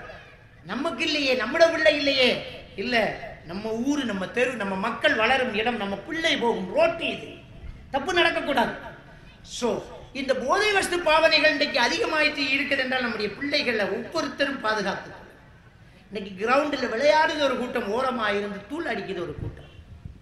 இன்றைக்கு ஓரம் சாரங்கள், கடற்கரைகள், அதில் பிள்ளைகள் உட்காரத்துக்கு இடங்கள், பால் அடைஞ்ச வீடுகள், கட்டி வச்ச இடங்கள், ரூமுகள், இதெல்லாமே இதுக்கே பயன்படுத்தக்கூடிய அளவுக்கு நடக்குது. அதில் வெளிச்சம் போடுங்க, கண்காணிங்க, நீங்களே கூடறீங்க. நம்ம பிள்ளை ஏன் லேட் ஆகுதுங்கிறத பாருங்க. இன்னைக்கு 10 மணிக்கு போற ஒரு ரோட்ல நிக்கிறாரு, பிள்ளைய காணல. அவன் 10-11 மணிக்கு வரான், எங்கடா அவனு என்ன என்ன இப்ப அப்படிங்க. அவனு வாப்பா வளர்க்கறான், வாப்பா அவன் வளர்க்கறான், ஒண்ணுமே வளர்க்க மாட்டேங்குது. என்ன அப்படிங்க, கைய வைக்க முடியல, தெரியவில்லை. 119 பாப்பா 119 தெரியுமா அப்படிங்க. இங்கேயே நம்ம சாய்ந்த மரத்துல அசரு தொழிலுக்கு உட்கார்ந்திருக்கிற ஒருத்தர், கல்முனை போலீஸ்ல இருந்து கோல் வருது, எங்க உங்களோட மகன் பள்ளிக்கு போயிருக்கு. பள்ளிக்கு போகல, ஞான் இருக்கார், வாங்க உங்களுக்கு விசாரணை இருக்கு. என்ன பாஞ்சுலந்து ஓடி போனா 10 வயசு பையன் பக்கத்துல இருக்கான், ஓஎஸ்சிக்கு பக்கத்துல 10 வயசு.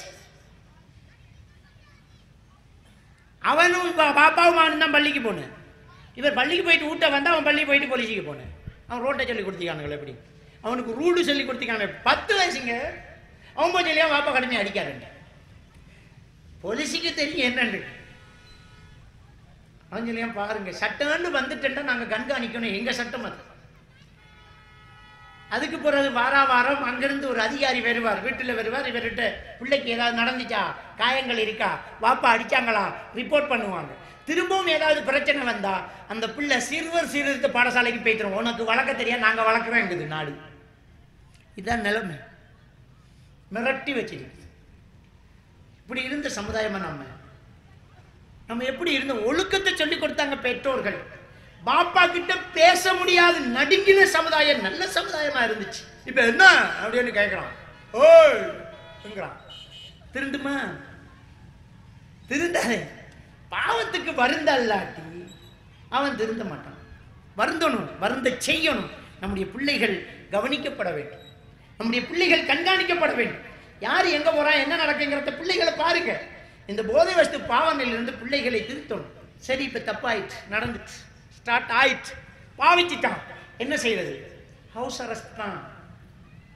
முதல்ல நம்ம பிள்ளைகளை நம்ம வீட்டுக்குள்ளே வச்சிருக்கணும், வெளியில விடக்கூடாது. இந்த பாவனையாளர்களை திருத்துறதுக்கு என்ன செய்யணும் என்றால், பாவிக்காம இருக்கணும், அவ்வளவுதான். ஒன்றுமில்லாம இருந்ததை பாவிச்சு பழக மூளைக்கு முடியுமாக இருந்தால் பாவிச்சவன் ஒன்றுமில்லாமல் வருவதற்கு முடியும். இந்த பாவனையால என்னெல்லாம் நடக்கும் தெரியுமா? மூளையில டோபமைன் ஹோமோன் அதிகமாகும். இந்த டோபமைன் ஹோமோன் அதிகமானால் அவருக்கு severe form of mental illness ஏற்படும்.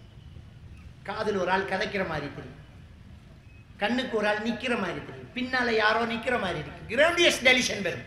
கிரோண்டியஸ் டெலிஷன் என்றா அவர் நபி என்பார், அவருக்கு அல்லாட ஒகி வருதம்பார். நான் நினைச்சா இப்படி அவரை சந்திப்பேன், ஜனாதிபதியோட இப்ப பேசுவேன், அமெரிக்காக்கு இப்ப போவேன், இப்ப ஒரு 10 கோடி ப்ராஜெக்ட் ஒன்று வச்சிருக்கேன் நம்பர். இது கிரோண்டியஸ் டெலிஷன்.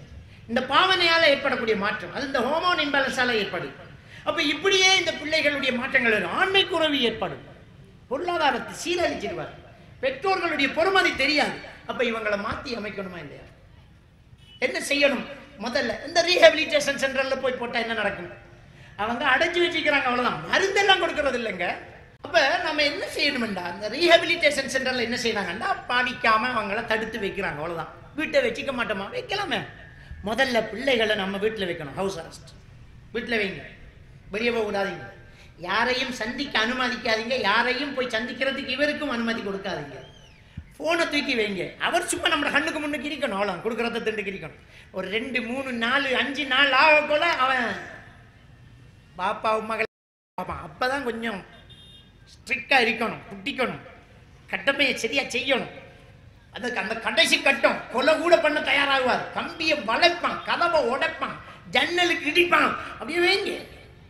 அவன் துடிக்கிற துடியை பார்த்தா சில நேரம் பரிதாபம் வரும். அதுக்கு தான் ரீஹபிலிட்டேஷன் சென்டர். நீங்க செய்ய மாட்டீங்க, நீங்க செய்யணும். சாக மாட்டாங்கிறது மட்டும் உண்மை. பார்த்தா எப்படி இன்னும் செத்துருவான் போல இருக்கேன்னு காசை கொடுத்து அனுப்பிடுவோம். அப்படி இருக்காதீங்க, வைங்க. அந்த பொண்டை தாண்டணும், அந்த கத்தி துடிச்சு பேந்து நொறுங்கி நுறுசாயி அப்படியே ஒரு அமைதி வரும். அதுக்கு ஒரு வாரம் 10 நாள் ஆகும். அதுக்கு பிறகு அவருக்கு தாங்கக்கூடிய வலிமையை மூளை மெல்ல மெல்ல கொடுக்கும். அந்த ஹோமோன் பேலன்ஸுக்கு வேணும். அந்த நேரம் அவனை வெளியில விடக்கூடாது. ஏன்னா அந்த தேவையும் தாகமும் இருக்கிறதுனால ஓடிடுவான். விடாதீங்க, அப்படியே வச்சுக்கணும். 3 மாசம், ஒரு 3 மாசம் உங்க கண்காணிப்பு கீழே வச்சுக்கணும். வச்சுக்கிட்டு அதுக்கு பிறகு அவரை ஒரு இடம் மாற்றம் செய்யுங்க. அந்த பழைய ஃப்ரெண்டு, பழைய தெரு, பழைய கிரவுண்டு இருக்கக்கூடாது. ஒரு இடமாற்றம் அல்லது கூடவே ஒரு கண்காணிப்பு பக்கத்திலேயே வச்சிருக்கிறது. அதுக்கு பிறகு அவருக்கு நட்போதனைகள், அவங்க பகுதி மௌலவியை சந்திங்க, நல்ல ஆசிரியர்கள்ட்ட கொடுங்க, ஃபேமிலியில் உள்ள பெரியவங்க புத்தி சொல்லுங்க, ஒரு கவுன்சிலர்கிட்ட போடுங்க, ஒரு புத்தி செல்லுங்க. இதை செஞ்சு செஞ்சு அதில் உள்ள கேடு பிரச்சனைகளை சொல்லிக் கொடுங்க.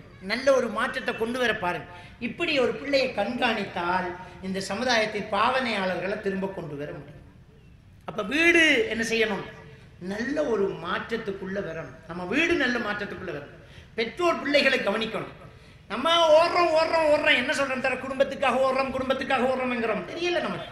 நம்ம குடும்பத்தை விட்டுட்டு ஓடுறோம்ங்கிறது நமக்கு தெரியல. உழைச்ச காசை எப்ப செலவழிக்கிறோம்? கட்டில் வாங்குறோம், தூக்கத்தை விடுறோம்.